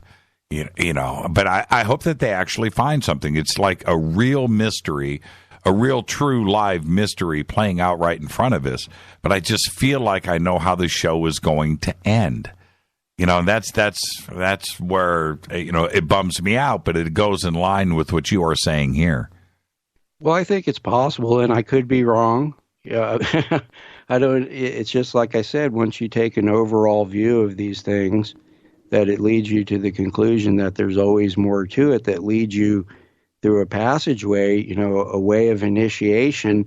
And really, when you look at it during the time all of this was being planned and happening, that only kind of privileged people or people that were prodded that way that could even travel to different places. I mean, I see a lot of similarities between the Newport Tower and the Powder Magazine in Colonial Williamsburg being representative of Magdala or Sacred Tower. That word even means fish tower. Right. So these were always these prime meridian things that were used possibly in an initiation, and then those that would become aware of the directional qualities of these structures may later use it to hide things or infer. Really what you see is the granddaddy of it all, and a lot of people say is that Oak Island is the temple treasure from the Temple Mount in Jerusalem. That's right. And you see the presence of that, the relics from that, all the way through Constantine and Charlemagne. All of these things are valued. It's always inferred there. And really, one of the most interesting things I found is I examined that when Titus sacked the Temple Mount, he brought the treasure to Rome, which was ruled by Emperor Vespasian at the time. So in response, he built the Temple of Peace of Rome in alignment with the forums of Augustus, Julius Caesar, and Emperor Trajan. So this is kind of the forerunner of these linear parks like the National Mall that we see, and the Axis Historique, or the historical axis of Paris that you see with the Arc de Triomphe, and the Place de la Concorde in the Egyptian obelisk there. So when I looked at that, of course, and I saw the temple treasure was displayed at the Temple of Peace of Rome, I had already found a place that's on the border of the United States and Canada that I feel is involved with the mystery of the Kensington Rune and Buff Perry sandstone pillar, called the International Peace Garden, that has a huge octagonal fountain in it.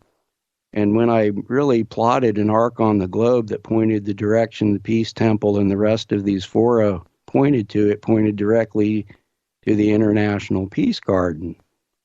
So I have the Temple of Peace of Rome on the globe pointing to the International Peace Garden and its octagonal fountain, which is a long linear park, just like the Temple of Peace of Rome and the other fora, and really even part of the landscaping of the International Peace Garden is the plan view of the Temple of Peace of Rome.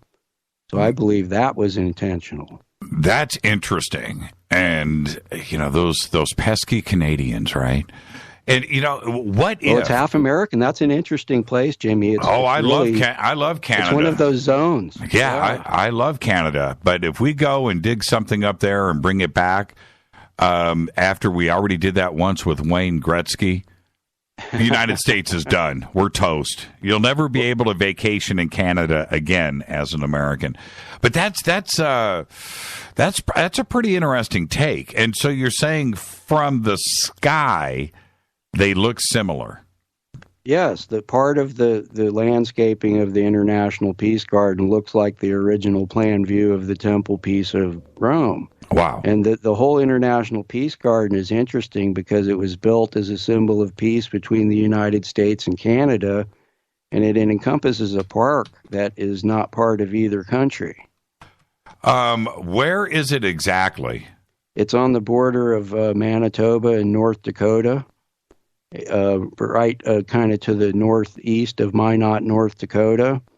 And there's a border crossing there as well, and you can stop and enjoy the park, which is full of interpretive artwork. And really, they have what I would term a New Jerusalem set up at the International Peace Garden, because we see the octagonal fountain, or what they call the sunken gardens there, aligning with a chapel that resembles even what you see on the Temple Mount in Jerusalem.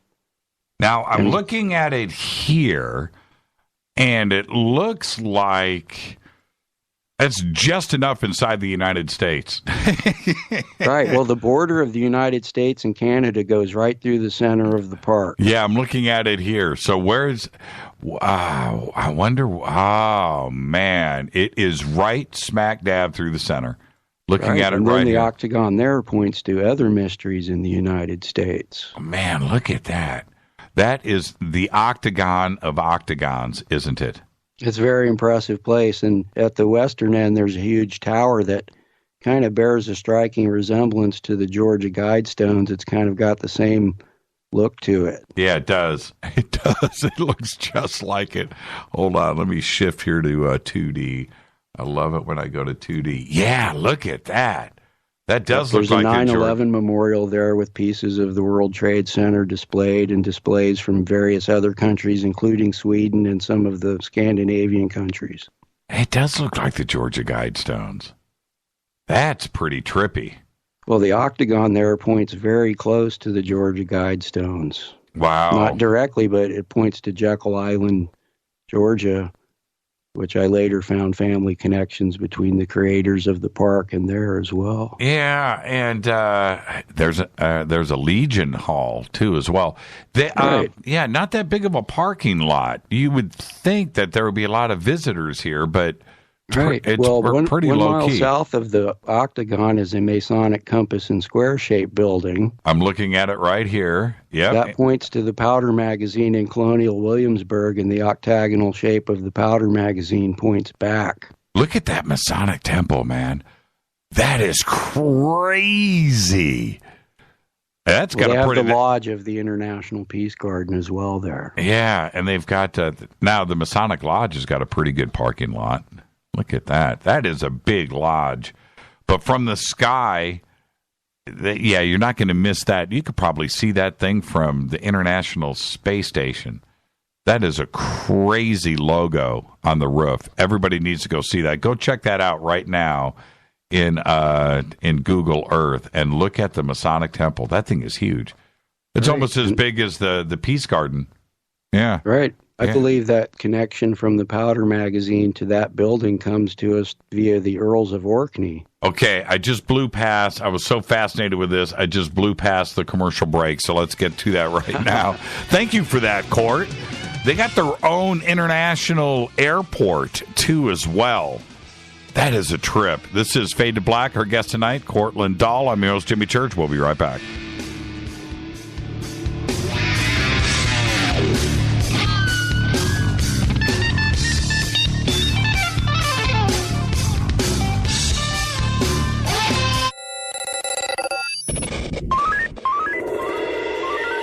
Way out here, we listen to Jimmy Church.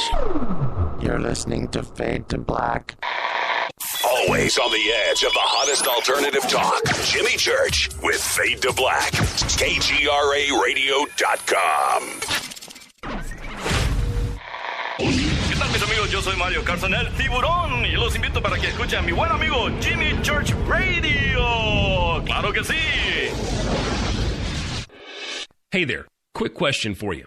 Would you be okay with more energy, more endurance, thicker, healthier hair, a better mood, reduced appearance of wrinkles, improved sleep, improved blood pressure and cholesterol profiles, improved vision, improved memory? Okay then. Well now, have you heard of Nature's Youth RSF? It's from the anti-aging experts at nature'syouth.com. Nature'syouth.com. See, at Nature's Youth, they understand exactly what it means to provide top-quality health products. And Nature's Youth customers not only improve their health, they know they're also providing their body with the right nourishment to maintain that peak performance and fight the aging process. If health, wellness, and nutrition are what you desire, choose Nature's Youth RSF. I did. You see, you're going to get older. It's just up to you how you feel when you get there. Get started today. Nature's Youth RSF. Simple to use, simple to order. Go to nature'syouth.com. That's nature'syouth.com. nature'syouth.com. I was introduced to this remarkable product, Balance of Nature Fruits and Veggies, and to say it's amazing is an understatement. Balance of Nature provides the nutrients of 9 to 11 servings of 31 different whole ripened fruits and veggies per day, and the cost to the consumer for 9 to 11 servings is about 22 cents per serving, as opposed to over $1 in the store. Balance of Nature Fruits and Veggies helps boost the immune system by over 720%, and they also provide a health coach for you at no charge to guide you with any questions you may have. And you can also visit their website for testimonials on balanceofnature.com. So take steps to give yourself better overall health and call them now, toll free, at 800-246-8751. That's 800-246-8751, or go to balanceofnature.com right now. Make sure to let them know you heard it here by using promo code TALK for a special discount. That's balanceofnature.com and use promo code TALK. You are listening to Fade to Black with Jimmy Church on the Game Changer Network. Oi, oi, I'm Reese Evans. You're listening to Jimmy Church. This is Revolution. The revolution will not be televised. The revolution is on radio. Ciao.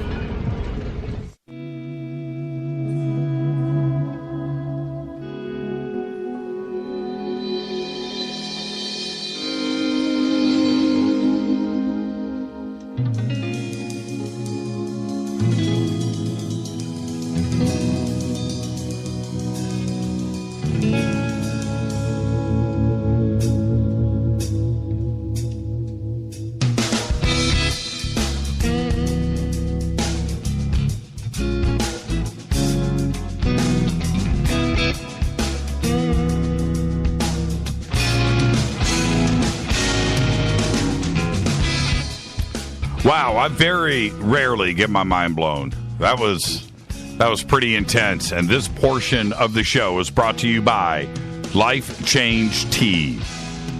Help yourself, help support the show. Go right now by clicking on the banners at jimmychurchradio.com, and it'll take you straight to getthetea.com.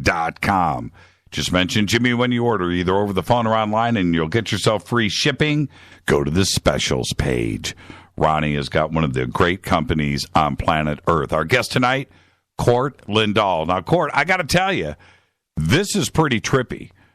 And they've got their own airport there, too, as well. And I did not know that this place existed. I did not know.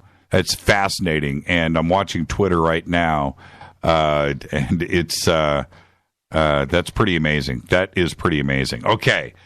The international peace. Wow. I did not know. And why would they have their own international airport? What is It's in kind of an isolated area. It's in the middle of nowhere. Yeah. What do you mean isolated area? It's in the middle of nowhere. You know, you zoom out on this, and it's pretty much in the center of the United States, right? Pretty much in the center, or Canada, and it's right on the border. There it is. And when you zoom in, I don't even know. The next biggest city there, I guess Minot, maybe? Well, I got a bacon connection there, too. What's that? Well, it's really interesting. The story of how the Peace Garden developed was a bunch of people from Canada and the United States from various business backgrounds and everything got together and conceptualized the whole thing. But one of the families involved were the Eaton family, who I also found related to the wife of Sir Francis Bacon, and the other Sir Francis Bacon that was just a little younger than the famous one. There was another Sir Francis Bacon that was a lawyer and everything, and I found out a lot of interesting things about him in his metaphor in his burial monument that relates to Washington, D.C. But the Eaton family are related to them, and they're also related to the Stuart family of English and Scottish kings. So they also own the Eaton Department Stores of Canada, and they're famous Canadian people there and philanthropists and everything. So they contributed to this, but in the 1860s, the Peace Garden wasn't established till about 1934 as part of kind of a golden age of other monuments like the Star Chart at Hoover Dam, right, that FDR dedicated and places like that. Right. But in the 1860s, the earliest Eatons came there, and 13 miles south of where the Octagon in the park is now is Dunseith, North Dakota. And in Scots Gaelic, Dunseith means Fortress of Peace. So we can even see this influence kind of coming there at an earlier date and marking this meridian that would later be marked by the International Peace Garden. And even, the La Vérendrye party that Louis Buff Perry speaks of that found the sandstone pillar, or the Stone of Destiny possibly in the sandstone pillar. Right. On a few of their expeditions first traveled to Turtle Mountain, where the International Peace Garden is, which is a really interesting hill that's turtle-like in the middle of the prairie and is described as being an island in the middle of the sea of the prairie.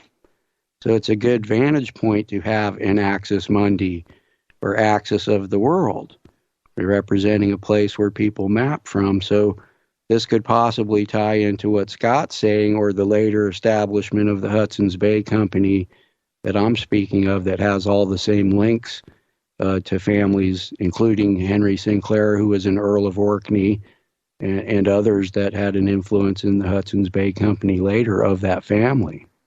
This is mind-blowing. And to have its own airport, too, as well. The International Music Camp is there, too, literally across the street from the Masonic Temple, which is, again, I wonder how big that is. And to have parking lots that big, where are people coming from? That's pretty interesting. So I guess they're winging it in at the airport. Man, that's trippy. I'm going to do some more investigation on this. It is an interesting place. I mean, I haven't found anything sinister there or bad going on.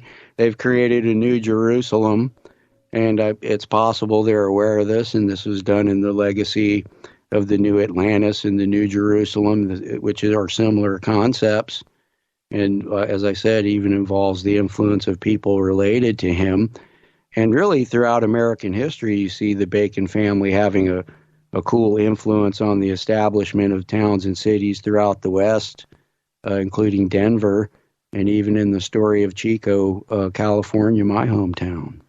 Yeah, it's pretty interesting. And also, not only are there not any big cities around here, but when you look at it on Google Maps, there's nothing there, and then there's this little patch, and I'm going to guess here, looking at the map, it's about 50 miles across and maybe 30 miles high.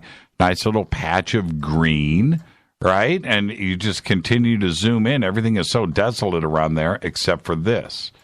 Yeah, right. That is Fascinating, and an airport. Now, we've mentioned the Beale Treasure a few times tonight. For me, a little bit of background here. Back when the internet was barely kicking off, I had found there was like one little single page on Oak Island, right, that I found on the net. There was nothing there. But also, I found the same stone wall about the Beale Treasure, trying to investigate it. It was something that I had heard of and was trying to find out information. You couldn't find out anything about it on the net. It is one of the craziest, now people talk about it, but it's one of the craziest stories in American history. It is a fascinating, talk about urban legend, right? And we don't know what is real and what is not. The cipher is incredible. The story is incredible. And what is behind it? It was the Morris family, right? Am I right on that? Well, they were part of the mystery. That was the tavern keeper, the man who sold the Beale papers. Right. But my theory involves the actual Beale family being involved. Okay, so let's back up. What is the Beale Treasure? We'll call it legend. We'll go with that. Right. Well, it's interesting. It's inferred that there's a treasure there. And what's really interesting is this leads all the way back to really the early formation of families that would have a later impact on American history in England. And we'll go back to the time of Elizabeth. There was a man named Robert Beale. So Mary, Queen of Scots, of course, was persecuted in Scotland and so tried to get refuge from Queen Elizabeth, who did not trust her and eventually beheaded her. But during this period she was in prison, Robert Beale was the liaison, or the person who communicated between Queen Elizabeth and Mary, Queen of Scots. At this time, a lot of the historical accounts of this say Mary, Queen of Scots gifted Robert Beale an expensive necklace. And he also later witnessed her beheading. And really what's interesting and what the Beale Treasure may be, according to what I've looked into, is a very famous casket containing her personal belongings and diary that was never recovered. Right. And Robert Beale was in a position to have recovered this himself. And this, of course, would have been a huge symbol later to the Jacobite faction that helped to create the United States of America, or those that were loyal to the exiled kings of Scotland and England that rebelled several times, and a lot of the refugees were sent to Scandinavia and what would be the United States later. So via the Catholic loyalties of James II and Bonnie Prince Charlie and the Stuart family, we kind of see a mystery school apparatus developing in colonial America, because it wasn't as acceptable to be Catholic at different times as reflective of what was going on in England. So even when some of the Stuart kings were exiled, all of their bodyguards would flee to the colonies, and one of the most famous ones was a man named Thomas Beale. So here's the man that comes to become the sheriff of York County. There's a brass plaque in the Bruton Parish Church that bears his name, and one of his much later 20th century descendants is buried in the Bruton Parish churchyard. And wasn't his name, I always remember that, Thomas Jefferson Beale? That was the name of the man who supposedly brought the Beale Treasure back, that was mentioned in the Beale ciphers as being the Beale that was actually involved with the treasure. Okay, so not the same Thomas Beale that is the sheriff. No, but there's the connection right there. That's one of the things they're telling you, that both Thomas Beale and Thomas Jefferson must be considered when looking into the Beale Treasure. I always thought there was a direct connection. Right. So as things develop, this is interesting too, because this works very closely in tandem with, to what's termed the legend of Bacon's Vault in Williamsburg. I mentioned earlier how Nathaniel Bacon, a relative of Sir Francis Bacon, came there, and as legend goes, whether this is true or not, a vault was first in Jamestown in the church, which is interesting because they've been digging there this summer in the old Jamestown church, the archaeologists there. But later in the 20th century, even Manly P. Hall and his wife became involved in the mystery because Marie Bauer Hall insisted that she had deciphered the gravestones in the Bruton Parish Church there, which is part of this linear array. Again, here's the linear park being involved, like the National Mall, with the one in Williamsburg being the earliest of its kind in colonial America. This includes one end being the College of William and Mary, the other end being the colonial capital or the House of Burgesses. The octagonal powder magazine is between them, facing the colonial governor's mansion. So this is all lined up, sort of what we see on English estates and gentry estates throughout the Western world that may have these hidden overtones or tell you things about the people who created them. So that's all part of this as well. Well, so okay. the legend grew to where the vault was in the Bruton Parish Church vault. Well, we're getting ahead of ourselves, though. Okay, so I want the audience to follow what's going on here. Beale shows up. He shows up at this bar, right? It's a tavern. And it's like in Lynchburg, Virginia. I'll let you tell the story, but he shows up, and he's like the mystery man that rolls in out of town. Right. And he was tall, handsome, ladies' man. That's how the rumor goes. And he's got a story to tell. But then he's a man of mystery. So that's where it kind of starts, right around 1820 or so, if I'm right. Right. And so what happens when he arrives at the tavern? And we're talking about Thomas Jefferson Beale here. Correct. And this is not far from Poplar Forest, where Thomas Jefferson built his octagonal country estate, Poplar Forest. That's kind of a copy of the Dome of the Rock or the Tower of the Winds or the Powder Magazine in colonial Williamsburg.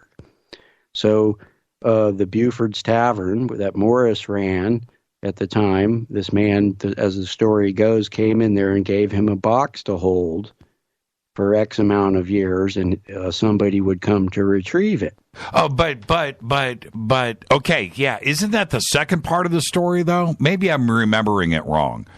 I thought Beale came into town and just was like looking for stuff, and then he split, and nobody knew what he was doing. Was he looking, and then came back later, and then left the box, and then disappeared?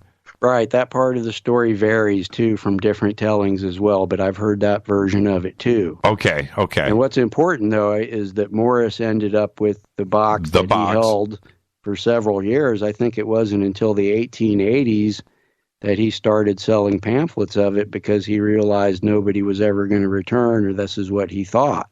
Right. So the story goes. So all is inferred that this may have been created at that point as well. That's just as possible, too. Yeah. It's like a couple of decades later, Morris gives up on Beale coming back. He's got the box, so he cracks it open. What's in the box? Well, a bunch of ciphers or unintelligible things that where it's inferred that the way to crack the cipher is to use the Declaration of Independence that was penned by Thomas Jefferson. So there's your right. Jefferson connection in this, and as this speaks to the initiatory quest and other things, this compels you to have to read the Declaration of Independence several times. Maybe somebody's hoping you'll be familiar with it after that as part of the quest, but really at about the same time that the pamphlet came to light and everything was just after the era of a man named Edward Beale, who played an important role in the development of California and came to California in the late 1830s even and was involved in the Bear Flag Revolt and the Gold Rush and everything. And he was even the first man. He was in the United States Army. At the time he was a captain, he was the first man to travel cross-country back to Washington, D.C. with samples of California gold. And in so doing, he beat another man that was doing the same thing that went via Panama to travel across the isthmus at that time by ship.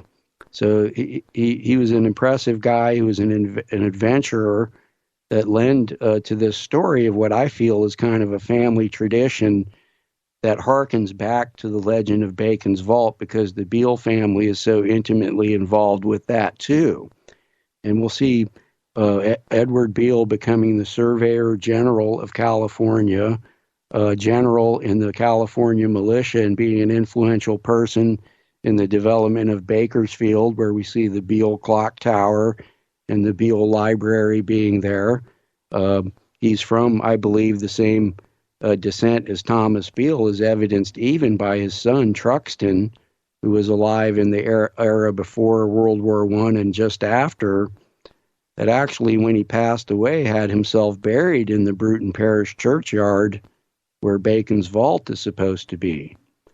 And there's even pictures of a sign that used to be there as part of the display that linked both the mysteries together as being what the Beale Treasure actually meant. Have you seen the pamphlet yourself? No, I've looked over the ciphers and everything a few times. I'm not very good at that. Well, I mean, the cipher itself is simple if it's correct to figure out with the Declaration of Independence, and it works out like this. I'll just say to the audience, the page 1 of the cipher. It's nothing but a series of numbers. That's all it is. 71194 1000. A replacement code. It's a replacement code where you go to that letter or that word in the Declaration of Independence, and you use the first letter of that word, and then you write it down. Then you go to the next number. You figure out what word that is. You take the first letter, and then eventually, and it's a long, long list of numbers. And the original, I think I have it here. The original paragraph read like this. Once you went through it, it said this. Hold on here. I had it. Okay, here it is. This is the original paragraph. I have deposited in the county of Bedford, about 4 miles from Beauford's, in an excavation vault 6 feet below the surface of the ground, the following articles. The deposit consists of 2,921 pounds of gold and 5,100 pounds of silver, also jewels, obtained in St. Louis in exchange for silver to save transportation. The above is securely packed in iron pots with iron covers. The vault is roughly lined with stone, and the vessels rest on solid stone and are covered with others. Right? Now, that's enough to get somebody's interest going. Oh, every year people are out looking for that. That's a very popular pastime in Virginia, and they even have to open up parts of the national forest there at times to allow people to look for it. Has anything ever been found? I mean, just a trace, a little sliver of something? No, that's what's surprising to me, that there wouldn't be any other clues. I mean, some of my other theories as to what it could be is there's, again, like Sir Francis Bacon, there's a legend of Jefferson's papers being missing. Yeah, the second page, or page 3, had the names of all of Beale's associates, and were all clearly named, and how much money they invested into this. Right. And then the second page was the contents of the treasure. Pretty elaborate if it was a hoax. I don't think it was a hoax. It's interesting, too, because on Ed Beale's cross-country trip, which included going through New Mexico when it was still part of Mexico, there's a very similar lost treasure story there that says French fur trappers found a treasure described the same way, that slowly the men who knew about it had died, and that it was hidden in an encoded message. So he may have even been exposed to this story during his travels. I mean, he later established the Beale Wagon Road that later became Route 66. through Southern California and everything. And he also led the U.S. Camel Corps, right, which had a presence in that part of the country. So there's ample chance for him. He lived at the right time just prior to the Beale papers being exposed to the public, that this could have been an intentional, quest legend or treasure myth that he had developed using the imagery of Thomas Jefferson, because he knew that the octagonal structures that had been built meant something. So he may be teaching you by leading you into this again with the treasure story. And I'm not saying there's no treasures associated with these stories. Often the initiation could lead to somebody aware of it later using the same system to hide things. And this is even inferred in the Beale Treasure legend in Virginia, that it's comprised of Confederate gold. And the whole story is an overlay to lead you to the vast amounts of gold that were missing with them. There's a group of Confederates known as the Knights of the Golden Circle that are known to have left messages on rock inscriptions leading to caches of gold and everything. And there were several trainloads of gold missing after the war, even in the region of Lynchburg. Boatloads. Right. Yeah, so there's all kinds of things it could be. It could be the casket of Mary Queen of Scots, which fits the colonial version of everything earlier, or it could be somebody taking the similar quest legend and story and using it to hide things that they could leave a trail to later for those that were aware. It's such a fascinating story. Now, tying this in two directions, one going backwards to Bacon and also forward to the West Coast here where we're broadcasting from in Burbank. We're going to tie all of that together right after the break. But as you started to look at all of this and it started to fit together, what did you start to, how was your brain? And were you at a real aha moment? Oh, yes. Those have been many along the way here, where sometimes you just can't believe it yourself, and the family connections, the people who built the buildings that point to each other and things like that, having relations just blows your mind. And I can see why anybody who looks into this stuff would be befuddled and amazed alternately. Now, yeah, exactly. We're going to head towards a break right here, Cort. But do you think that in the end of all of this that there is treasure, or is it going to be knowledge, or is it just going to be a continuation? Well, I think there's different factions that left different messages with regard to the American one that gives you an idea of American history. I think there is something to it. There would be something at the end of it that would make you realize or know it could possibly be relics or objects that were valued by the people who created the country, by the Catholic influences that also played a great hand in the creation of the United States, even though they're a little bit more timid about crowing about it. There was a faction of powerful Jacobite people associated with the Vatican, everything that helped to fund the revolution. Right. Yeah, it reminds me of Buff Perry's research into this too as well. Exactly. And could it be the Holy Grail, pieces of the true cross, the Ark of the Covenant? Could it be that? The Spear of Destiny? All of this comes into play because the Knights Templar evolved too. This is Fade to Black. I'm your host, Jimmy Church. More with Cort after the break. Hi, everybody. This is Rob Halford, the Metal God, on JimmyChurchRadio.com. KGRA Radio. Intelligent talk.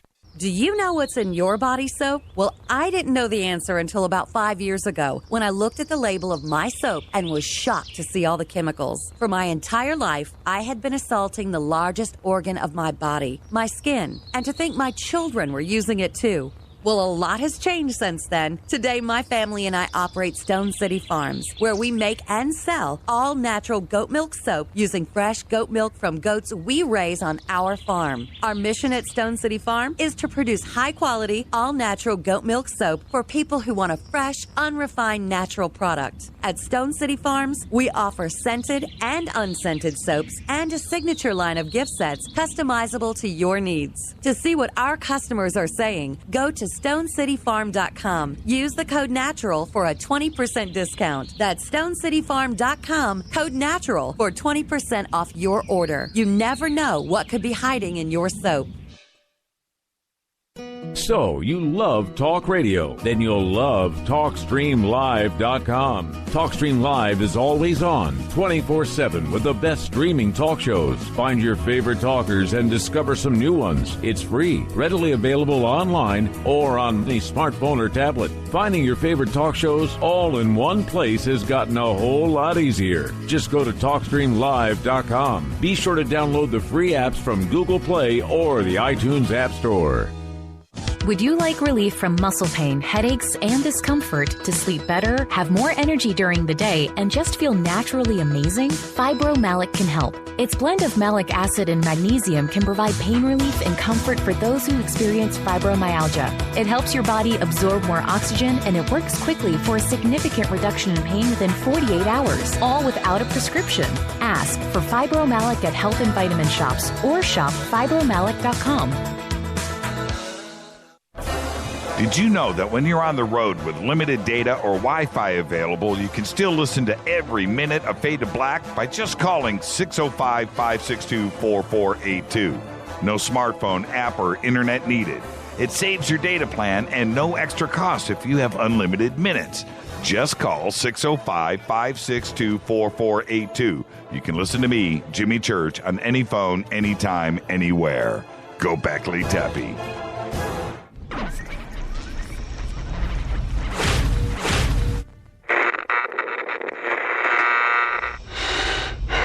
You want to know a secret? I love ponies. I really love ponies. I'm serious. I couldn't stay sane without ponies to brush. Why Fade to Black? Because you never got that pony, damn it. This is Fade to Black with Jimmy Church on the Game Changer Radio Network and KGRA, the Global Radio Alliance.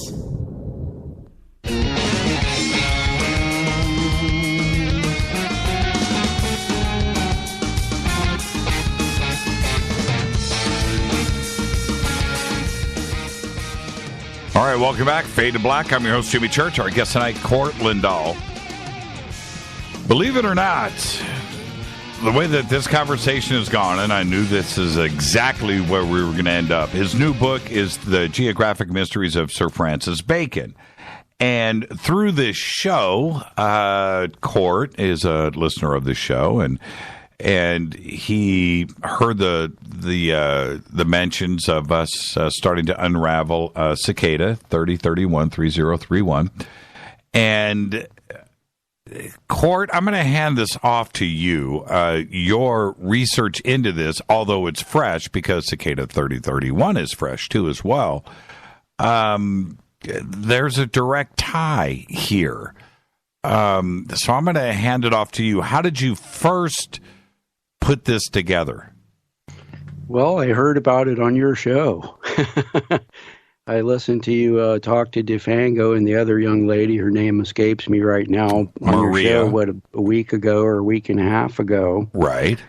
And I was just blown away because a lot of the mystery included parts of the Mojave, including the Mojave phone booth, where I had worked before and noted the presence of the Beale Mountains there and the fact that Edward Beale had trained camels for the U.S. Army right in Kelso, Nevada, near where the Mojave phone booth is. And really, if you're standing at the Mojave phone booth, about a mile away is a little uplift of hills that's called the Beale Mountains, that's named after Edward Beale.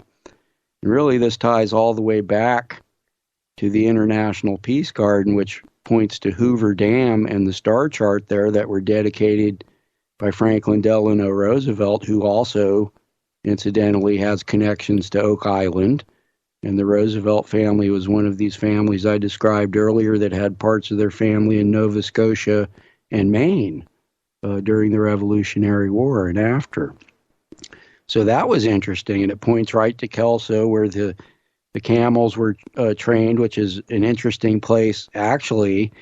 because there's huge sand dunes there called the Kelso Dunes, and the wind actually blowing against the dunes creates natural thunder, which is an interesting thing when you're there, because you'll hear an explosion in the middle of a sunny day and wonder what's going on until you find out that's a phenomena there. But as I listened to your show, speaking to DeFango, and he described how he found the location of the Spear of Destiny, and just by watching his videos, I'm like, wow, this guy went through a similar thing to me. Right. As he was finding all of these clues. And really, he's an amazing guy. I would have never been able to figure out any of the things he did with the computer skills and everything, and he's done a great job interpreting the historical things. And really, what blew me away was when I looked at a video by Bob Creamer where he discerned that the grave of Leslie Coombs Brand was involved in the mystery, that he had deciphered part of it that led him there to this pyramid that actually aligns with the Brant Library as well, that used to be Brant's home. So first of all, I looked into the genealogy of Mr. Brant and found him to be related to the Beale family. Man, it's blowing my mind. And for the audience, I'm going to just tell everybody, it's just everything that we're talking about right now is just a few miles away from where we are broadcasting. The streets are all named after everybody that we're talking about now. The pyramid does exist. The library is Brand's home. When he died, well, after his wife died, she lived a while after that. But the home and the property were given to the city of Glendale, and it was turned into a library. Went into neglect, and then they ended up redoing everything. And it's a very historical part of Los Angeles, and the city of Glendale is there because of Brand and his connection directly back to Beale, which goes directly back to the East Coast, back to Virginia, and possibly to Thomas Jefferson and the entire Beale Treasure legend. All of this is tying together today through Cicada 3031. It's mind-blowing. Right. I had speculated in my book already that the Beale Treasure could be in the Beale Mountains. And that's one of the reasons I was so taken aback by seeing all of this. I mean, when I actually worked in that area, one day we were bored and went to the Mojave phone booth. This is when it was still in operation. Right. And I received a call from a man in Germany and chatted with him for a while. Oh, you actually? I didn't know this. Yeah, I took part in that. It was funny. That's another thing that blew my mind when I read all about it, that I had actually gone to the Mojave phone booth when I was working there. Okay, wait. Slow down there, Cort. Okay. Are you saying that during the Mojave phone booth heyday in the 90s, which took over the internet, if you were in that little dark part of the web, this story took off and ran. And I live here in Southern California, in Los Angeles, and the Mojave Desert is just right over the hill. It's right here. And this story was a big one, and it was a fascinating one. I never made it. I wanted to go to the Mojave phone booth so bad. I read the magazine stuff on it, So anyway, you're saying that during that period when it was running wild, you were working in the Mojave and you actually went to the phone booth. Yes, I heard about it somehow. It might have even been on mainstream news. I saw something or read something about it. Right. And I knew I was going down there to work. I worked down there on and off for about 6 months, looking at historical sites in the Mojave National Preserve. And so, since I had heard about it, I thought to myself, well, I'm going to go see that. That would be just so fun to chat with some random person at this phone booth in the middle of the desert. It was an amazing experience. What year was that? It must have been about 1997 or 98. That's when it was kicking off. Okay, was there graffiti on the phone booth at that time, or was it before that phase? There wasn't any painted graffiti. Some people had scratched on the glass of it and everything. So you did it at the beginning, at the very beginning. Yep. And you're telling me right now, you're blowing my mind, Cort. Yeah, I know, it blows my mind too that it was involved in all of that I saw meaning in as well. So right. And so you walk up to the phone booth and the friggin' thing rings. Right. Well, we pulled up there in our work truck and we were eating lunch, I think. We were like, let's go there and eat lunch and see if anybody calls. And sure as heck, somebody called. And I can't remember the gentleman's name, but he was from Germany. Oh, man. And we spoke for 20 minutes or so, and I chatted with him about what we were doing there. And I spoke to him about what he did. I think he worked in an auto plant or some technical thing like that. And he was the nicest person in the world. And we both talked about how crazy it was that the phone booth was there and that people were calling it and everything. So it was kind of proof of kind of a legend or weird thing I had seen on the internet, and went there and got to experience it myself. Oh, man. What a crazy synchronicity is a trip. I agree. That's what I thought when I saw the whole story that involved this, because what I found later was even that Brand's pyramid, the diagonal of it, if you look on Google Earth and go through the historical imagery, you can see the plan view of the pyramid. So the diagonal of it all points to the Pisgah crater where Defango was led to, and continues right to Kelso, California.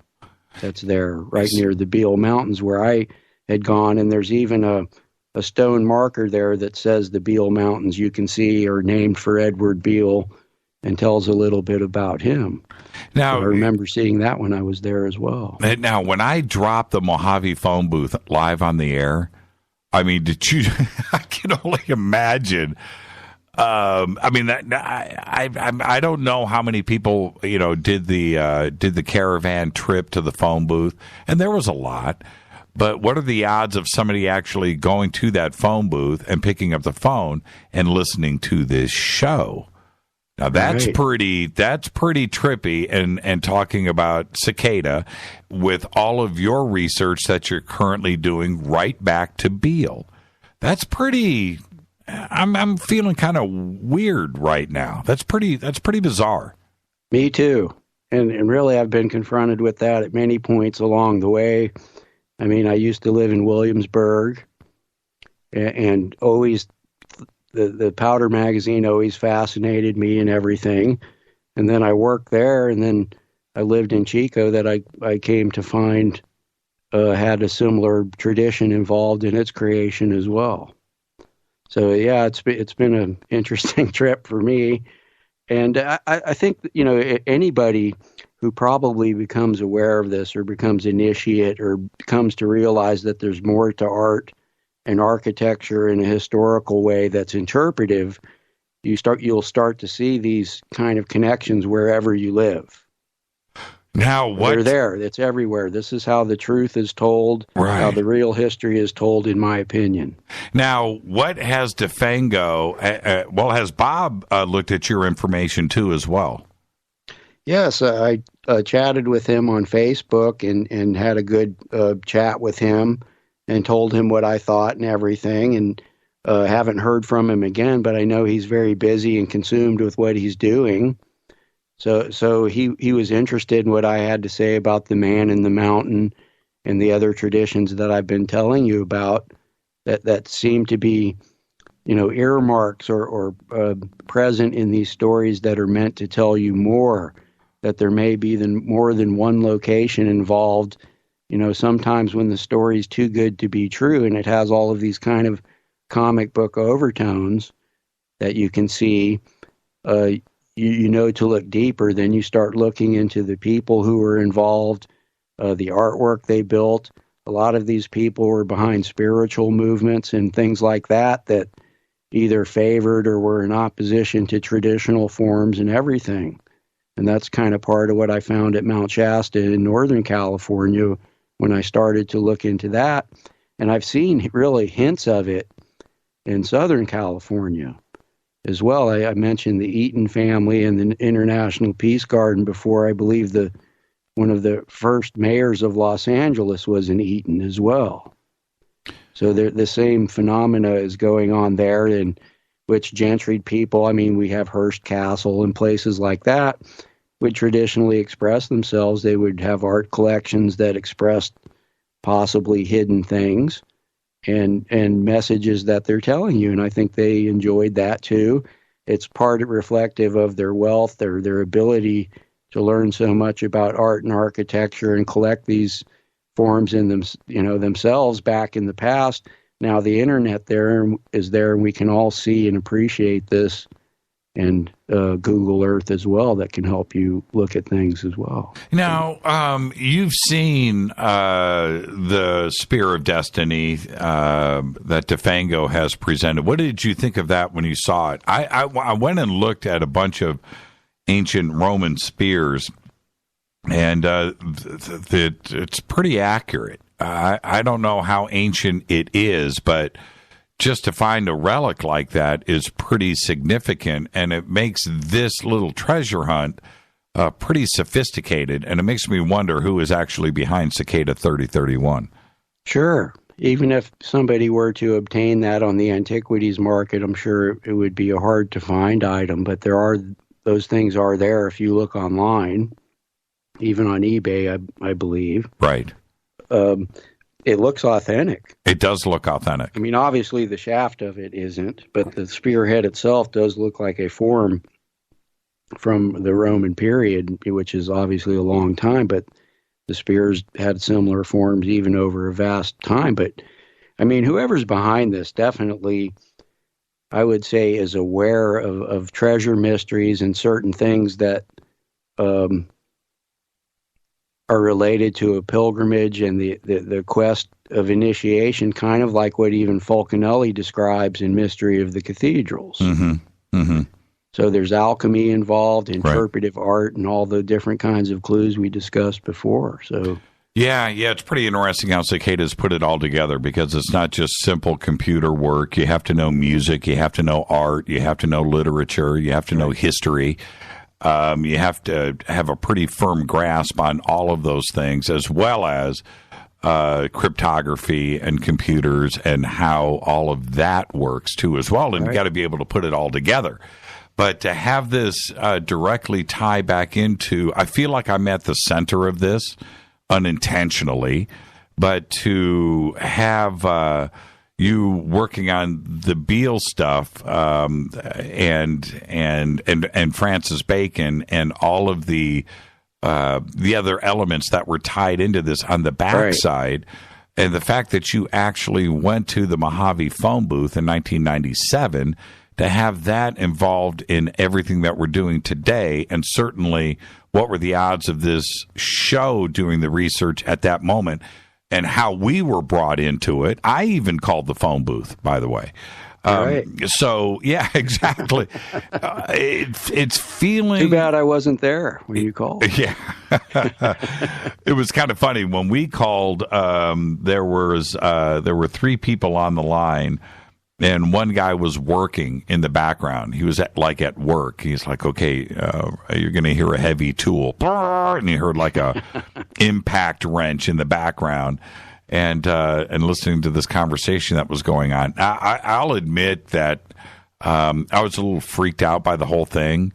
I didn't know who was listening to me, and I felt like I was, part of something very cryptic, and it hooks you in, doesn't it? It does, and then that's part of it. That's part of what's going on. They're appealing, especially the Fadernauts out there. Everybody knows when you're into UFOs or Bigfoot or strange phenomena, everything, it appeals to this part of you that's wondrous, that's strange, and everything that we all that's part of what we might enjoy about things like that. Well, and that everything is connected, right? And we keep driving that home on this show. I can connect Ramses II, right, to the car in my driveway.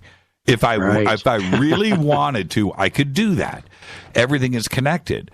But this is getting a little bit beyond synchronicity here, with DeFango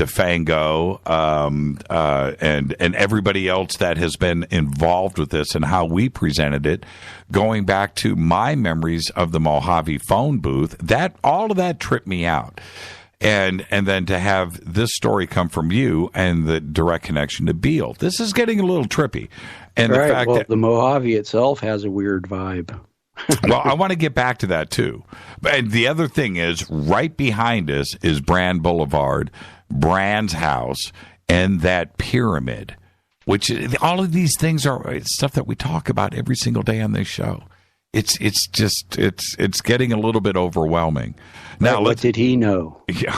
Oh man, that's what the question begs. A lot of these people were scholars or were interested in art and art history, and maybe had been initiated through their family, so they really knew what was going on with these things. And besides, maybe even creating ones of their own, they were privy to the ancient quest, the relics that we were discussing may be hidden earlier.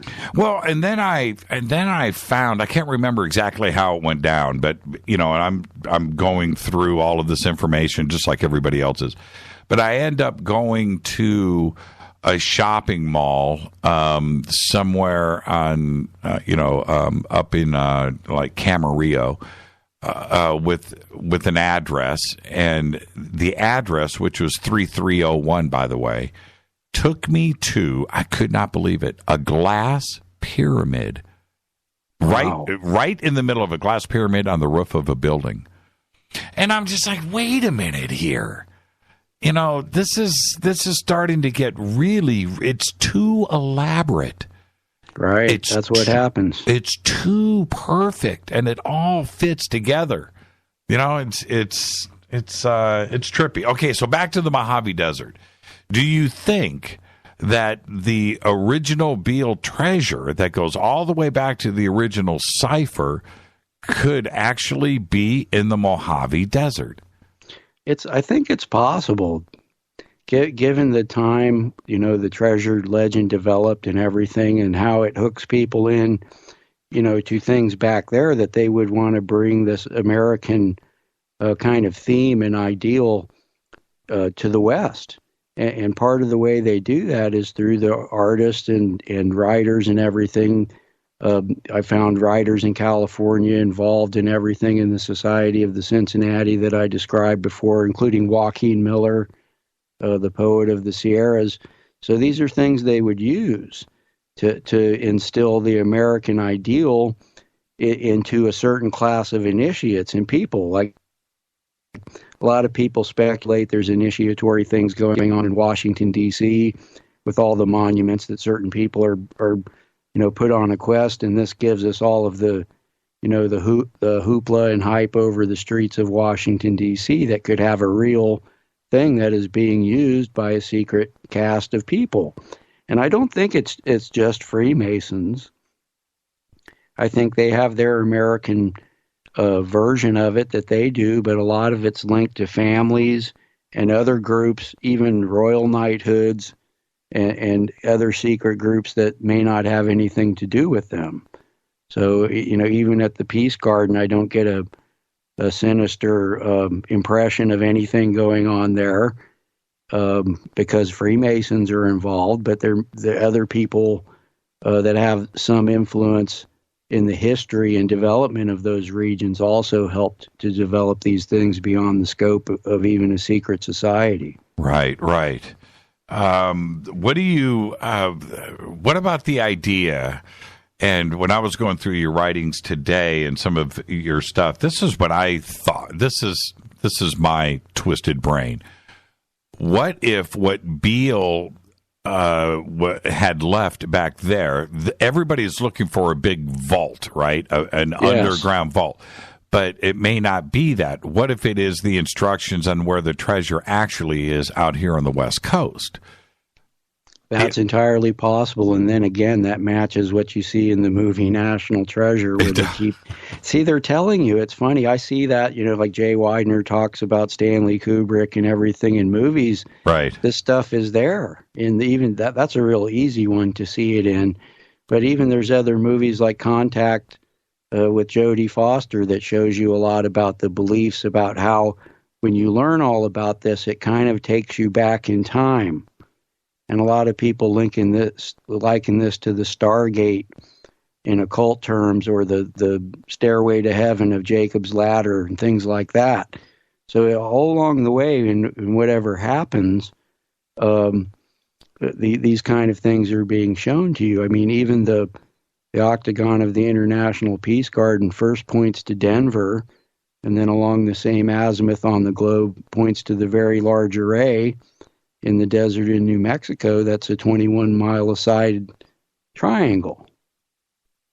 So, interesting. And, there's modern applications of this, too, in science and technology that people seem to value, too. And this involves the scientist and practical visions of Sir Francis Bacon and the scientific method and things like that academia regards, and especially astronomers and map makers. And I'll tell you, once in a while, great discoveries are made, like King Tut's tomb, right? The most extraordinary treasures that, wasn't supposed to exist. And I'm waiting for that next historical moment where something is found, like something absolutely tremendous. We have got so many different missing things over the years, whether it's from Spain, whether it is from the Revolutionary War here. We have the gold over in the Philippines. There are things that are missing. And one of that, Oak Island is another example, but certainly the Beale legend and the Beale's treasure. And wouldn't it be exciting that, in our lifetime, that one of these is found? I agree. And you never know. That could be. One of the more daunting things about this is you see a path that's been laid out that other people have been trained to follow. So things may have already been found and we don't know. That's right. That's right. And that includes Oak Island as well. I was referring to the pirate Peter Easton. There are some inferences that the loot he escaped with was that, or was whatever they were talking about. It could have also been moved around to other places as well. But all along the way, you see people using the imagery, influence, and sometimes even family members related to the same Bacon family that Sir Francis Bacon was related to in America. I mean, you see Bacon's involved in the first settlers of Hartford, Connecticut, in the Boston Brahmins, a famous group of elite Bostonians, in Jamestown and Williamsburg. And then as we move west, we see interesting cities like Indianapolis, Denver, and Chico, I believe, intentionally being developed on with the latitude of the Mason-Dixon line. And Nashville is pretty trippy, too. Nashville is interesting, and I know William Henry talks a lot about the Parthenon reproduction there, which is very interesting because I found the Hill family associated with that, the same ones that are related to George Washington that I feel are involved with the Earls of Orkney and the Kensington Rune stone. There was also a Hill family member related to them that ran the Oak Island El Dorado Company. That was one of the efforts to recover the treasure in the 19th century. Yeah, wasn't that 65? I think it was 18, right around the time of the Civil War is when the Oak Island El Dorado Company, and that's interesting too, because in other ways I've linked Poe. Some people link him to the 90-foot stone that has the cipher on it. Mm-hmm. And I found that a relative of his was a judge in Halifax at that time, John Allen, and he was a member of the Society of the Cincinnati and had fought for the colonies during the war too. So all those connections pop up. So there's something strange going on, and I think it's more than we can explain, and there is a cipher to it. There is a way to find out, and we're starting to get closer. I'm just scratching the surface, really, but it's there. There is some strange things going on, and we don't know what it leads to, but it's inferred that biblical relics, like the temple treasure, are hinted at. Look at the International Peace Garden. The Temple of Peace, where the treasure was displayed, points there. It has the history and the plan and everything, and could it be there even? Where can everybody get your books? Well, at createspace.com, there's links on my blog, survivalcell.blogspot.com, and you can word search them, author Cort Lindahl, and you'll get a list that'll pop up as well. They're printed so nice, and the covers and the artwork are just absolutely incredible, Cort. Nice work. And Thank you. Great conversation tonight, and thank you so much, and I can't wait to get you back on the show, and we'll talk about the Prophecy of Dante, your other book that I have here too as well. Thank you so much. That's great. Thank you very much, Jimmy. I appreciate the opportunity, and don't hesitate to contact me if there's anything I can help you with. And keep us posted on 3031. There's something there. Okay. I will. I'm keeping my eye on that. Okay, we split it 50-50. All right, yeah. Thank you so much, Cort. Be safe out there. Nice work. All right, good night. Cort Lindahl, everybody. Follow Cort at Cort Lindahl on Twitter. Follow me on Twitter if you want, at J-Church Radio. It's Fade to Black on the Game Changer Network and KGRA The Planet. Great conversation. I'll be right back with all the news you know nothing about, and I'll open up the phone line. Stay right there.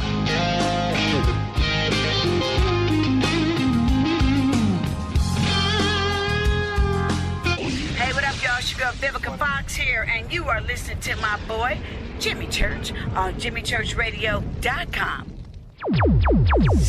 Despite popular opinion, reading a book will not make you smarter. But listening to Jimmy Church will. Balance of Nature's fruits and veggies.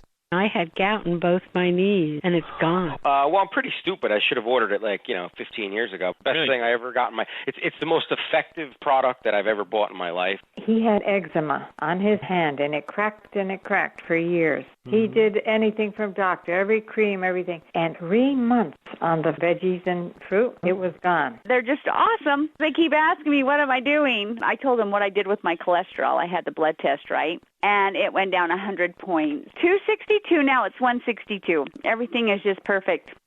Call now to find out how to get your free month's supply of Balance of Nature. Call 800-2468-751. That's 800-2468-751. Call now, 800-2468-751. Or go online to balanceofnature.com. Use promo code TSL. Would odors, mold, and mildew describe your basement or crawl space? It doesn't have to be that way. Transform them into a fresh, healthy, usable one with the technologically advanced Wave Moisture Control Units. The computerized operation maximizes moisture control and also expels harmful radon, combustion gases, and numerous other pollutants. Dehumidifiers are old technology that do nothing for air quality and waste energy. Wave units are intelligent, self-monitoring, do not need maintenance, and will save you hundreds in electricity. Wave units are still running effectively over 15 years. They've been tested and installed in public and military housing and by property managers nationwide. Buy a unit now, and if your home is not fresher and drier, you can return it for a full refund for up to 12 months. What have you got to lose? Call now. 1-888-618-WAVE. 1-888-618-WAVE. Or visit mydryhome.com. That's mydryhome.com. Wave Home Solutions for a healthy, comfortable home. What's up, Fadernauts? Studio Dome loves Fade to Black and the F2B audience so much that they have put together the ultimate stereo Bluetooth system. They've done it just for you. Man, check this out. The Studio Dome SBB2 stereo system is here. It's featuring 2 Studio Boombox 2 SBB2 wireless Bluetooth speakers, packed in its own custom hardshell case. This Studio Dome system features the very latest in stereo Bluetooth technology. The 2 full-range boomboxes are in true wireless stereo. You've got to hear this. It's amazing. It's just $129, and use the promo code JCRTWS, and you'll also get free shipping. It's simple. Just go to JimmyChurchRadio.com, click on the Studio Dome banner. Go Beckley Teppy. This is Kristen, Erica, Brittany, Gabby, and you're listening to JimmyChurchRadio.com. It's not a lifestyle we chose. We were born this way. KGRARadio.com.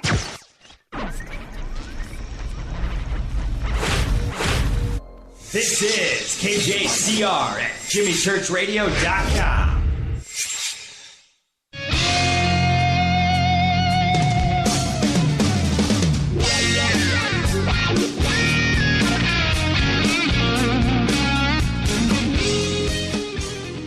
Welcome back, Fade to Black. I'm your host, Jimmy Church. Cort Lindahl, mind is blown. I mean, seriously, I'm tripping. I jumped over into the chat rooms. I'm just like, man, I'm tripping right now. I feel like it's just weird. I mean, when you have synchronicity after synchronicity and this weirdness going on with cicada, I don't know. I don't know. I don't know. I feel like, and I don't want to, I don't know, man. I'm just like tripping out. I feel like we're in the middle of this and it's all just a weird coincidence, but it can't be, can it? Oh man. I'm just tripping. Cort, unbelievable. I mean, what are the odds?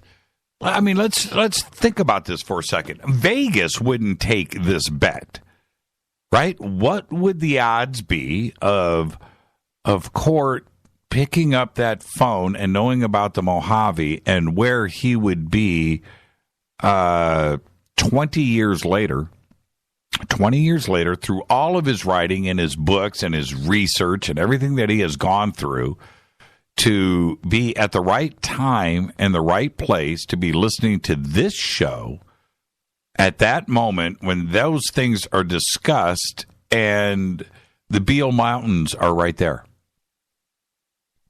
And he actually went to that phone booth. And to have all of this happen today, it makes you wonder, doesn't it, that somebody knew the future? You know what I mean? Did somebody know? I mean, did somebody know that this was going to go down? It's like bizarro world. Man. All right.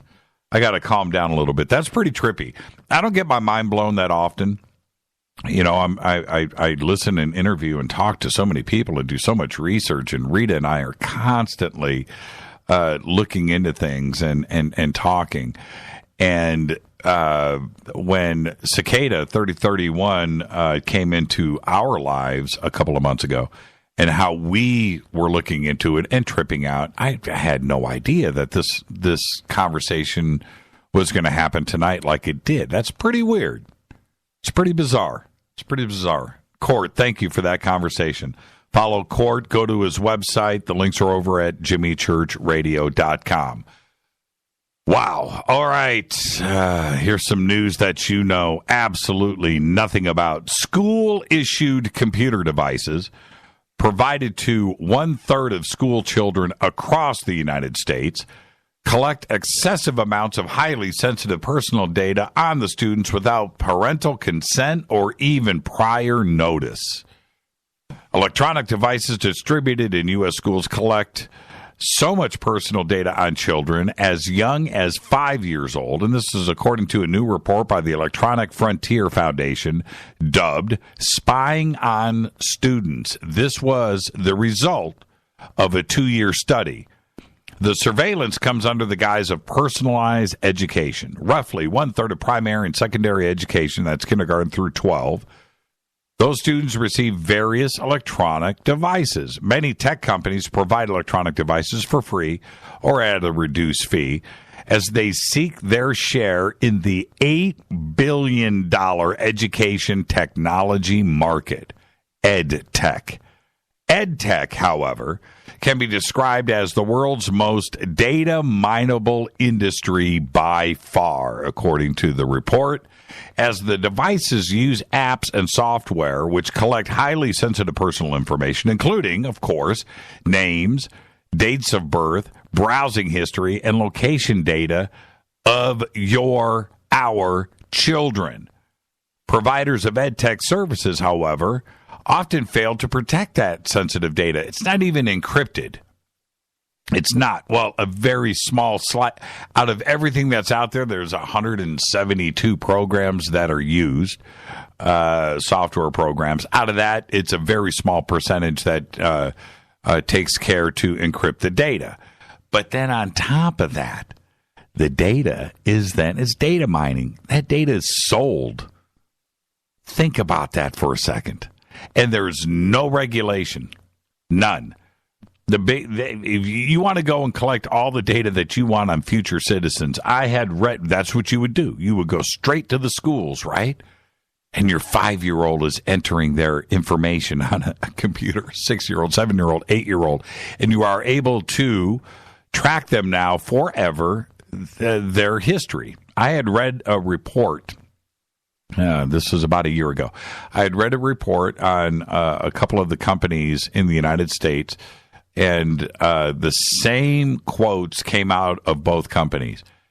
Every single citizen in the United States, doesn't matter who you, doesn't matter. You are on a list with all of your history on it.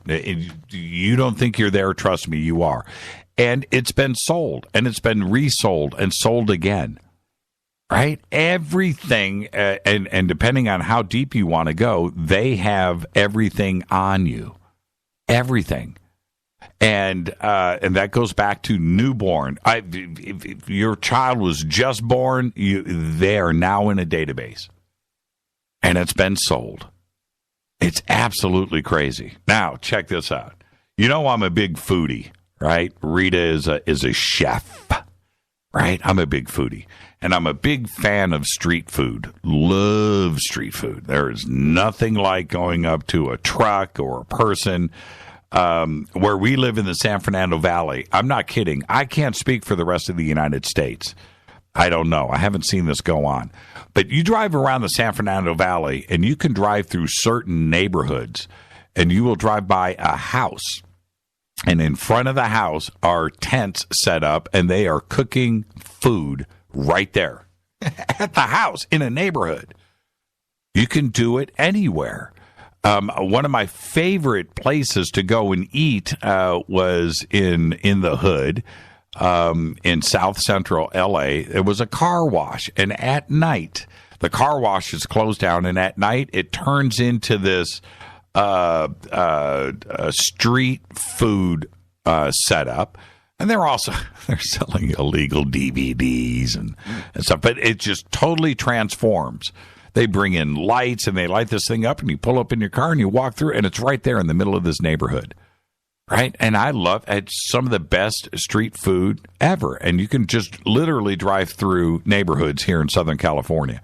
Well, the street food capital of the world, as so named 2 years in a row, is Bangkok. Bangkok, 2 years in a row. And now, as of today, Bangkok is set to ban its famous street food stalls. And this is 1 month after the capital of Thailand was named the world's best street food destination, Bangkok.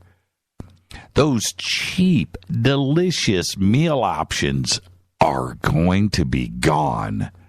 And some of it is as cheap as $1, right? Bangkok officials cited sanitary issues that exist in these stalls. All types of stalls are now in the ban, by the way, including clothes, counterfeit goods. You know, where are you going to go now in Bangkok for a really good Gucci bag, right? But everything has been banned inside of the city and all of the main streets and roads. And they are citing hygiene. They're saying it's hygiene, saying that the stalls litter the streets, cause chaos, and block pedestrian paths. I can't believe it. One of the true jewels of planet Earth, the Bangkok street food, is now illegal. Unbelievable. Unbelievable. Well, one of the big news, and we were talking about this with Cort, the discovery of King Tut's tomb. an extraordinary event, and I look forward to these things when they happen from time to time. I talked yesterday about the granite bird, 7,000 years old, that's on display now in Athens, right? Well, these things happen from time to time, but one of the big discoveries has just happened in Egypt, in Luxor. Okay, there's an archaeological mission there that has announced the discovery of a major tomb in the city's West Bank area dating back to the 18th dynasty. And you should see the photographs. Now, talk about priceless artifacts. Mustafa Wazri, director of the General of Luxor Antiquities, said that the tomb, which was unearthed in the Zara Abu al-Naga necropolis, most likely belonged to the city's magistrate, Al-Sharat. The New Kingdom funerary collection includes dozens of statues, 8 mummies, 10 coffins, right? And it was a very small tomb, but it represents an important discovery due to the collection being largely intact. The tomb itself was mentioned all the way back in the early 20th century, in the 1900s, but it had never been excavated before because the entrance was only located last month. So they cracked it open. The contents include those well-preserved wooden coffins that I was talking about, decorated with colored scenes. You should see the photographs. So the photographs are absolutely incredible. They look brand new. But the most interesting part for me was they found almost 1,000, that's 1 and 3 zeros, 1,000 figurines. And the photographs, these figurines are lined out on the table. Some are wood, some are terracotta. And they're all about, I'm going to guess, maybe a foot in length, maybe an inch wide. They've got 1,000 of them spread out on this table. Absolutely incredible. The other part of the story that's even crazier for me is that this particular tomb was reused over the years. But for some reason, they never took out all of the original objects. They left them intact, even though the tomb was reused and reused and reused. And, you know, before you think that, you know, we'll never find anything like this again, right? But here we are. You know, another amazing discovery. You should see the coffins. They're absolutely incredible. They're breathtaking, like they were just done yesterday, completely sealed up for all of these years. And the 18th dynasty, which is an interesting dynasty, and the 17th dynasty, these were pretty amazing times in the history of Egypt, and who came from those dynasties. And that also I find completely interesting. You need to go and look at the pictures. I'm sure somebody will start posting these up in Twitter, and when they pop up, I'll go ahead and retweet. The photographs are absolutely incredible. Now, here's the bummer story of the night. I tried to do tonight. I wanted to do all good news. Happy news. Happy news. Too much craziness going out there in the world with the Facebook killer dude, you know, that was caught and committed suicide today. I'm not going to cover that kind of stuff. But this one is an interesting story. Ice blocks offering clues to the history of the Canadian Arctic have melted after a freezer malfunction, depriving scientists of a vital resource for studying climate change. But that's not what's crazy here. What's crazy is the failure in the cooling system was from a brand new $2.4 million facility, and the ice that melted were 180 meter long cylindrical ice cores, right? That went back 22,000 years. 22,000 years of world history melted. They contained air bubbles, dust, and pollen that were trapped in the ice that had provided the crucial evidence about past environments and were studied to inform predictions about the future of our planet. But temperatures at the storage facility, which normally chilled to 37 degrees Celsius, rose to 40. minus 37 degrees, Celsius, rose to 40 degrees, melting tens of thousands of years of history. Now, Cooper's treasure on the History Channel looked to be a treasure hunt, $450 million in just one ship. They're looking for 15 ships in all. Yeah, thank you for that, Clyde. That is, that's a pretty good one. There, like I said, we have the Japanese gold in the Philippines missing. We have the El Dorado missing.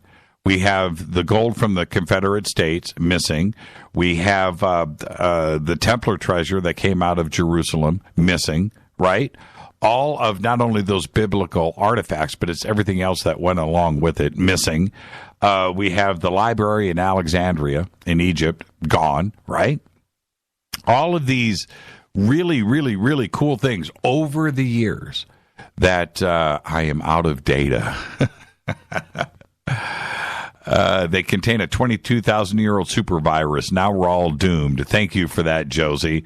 I thought about that, actually. That's kind of trippy, isn't it?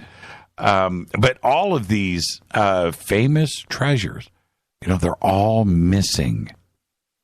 They're all missing. They're all in the Clive Cussler book if you go read Clive Cussler. How about the oldest person in the world? You ever thought about this? Well, the advice is don't drink rum.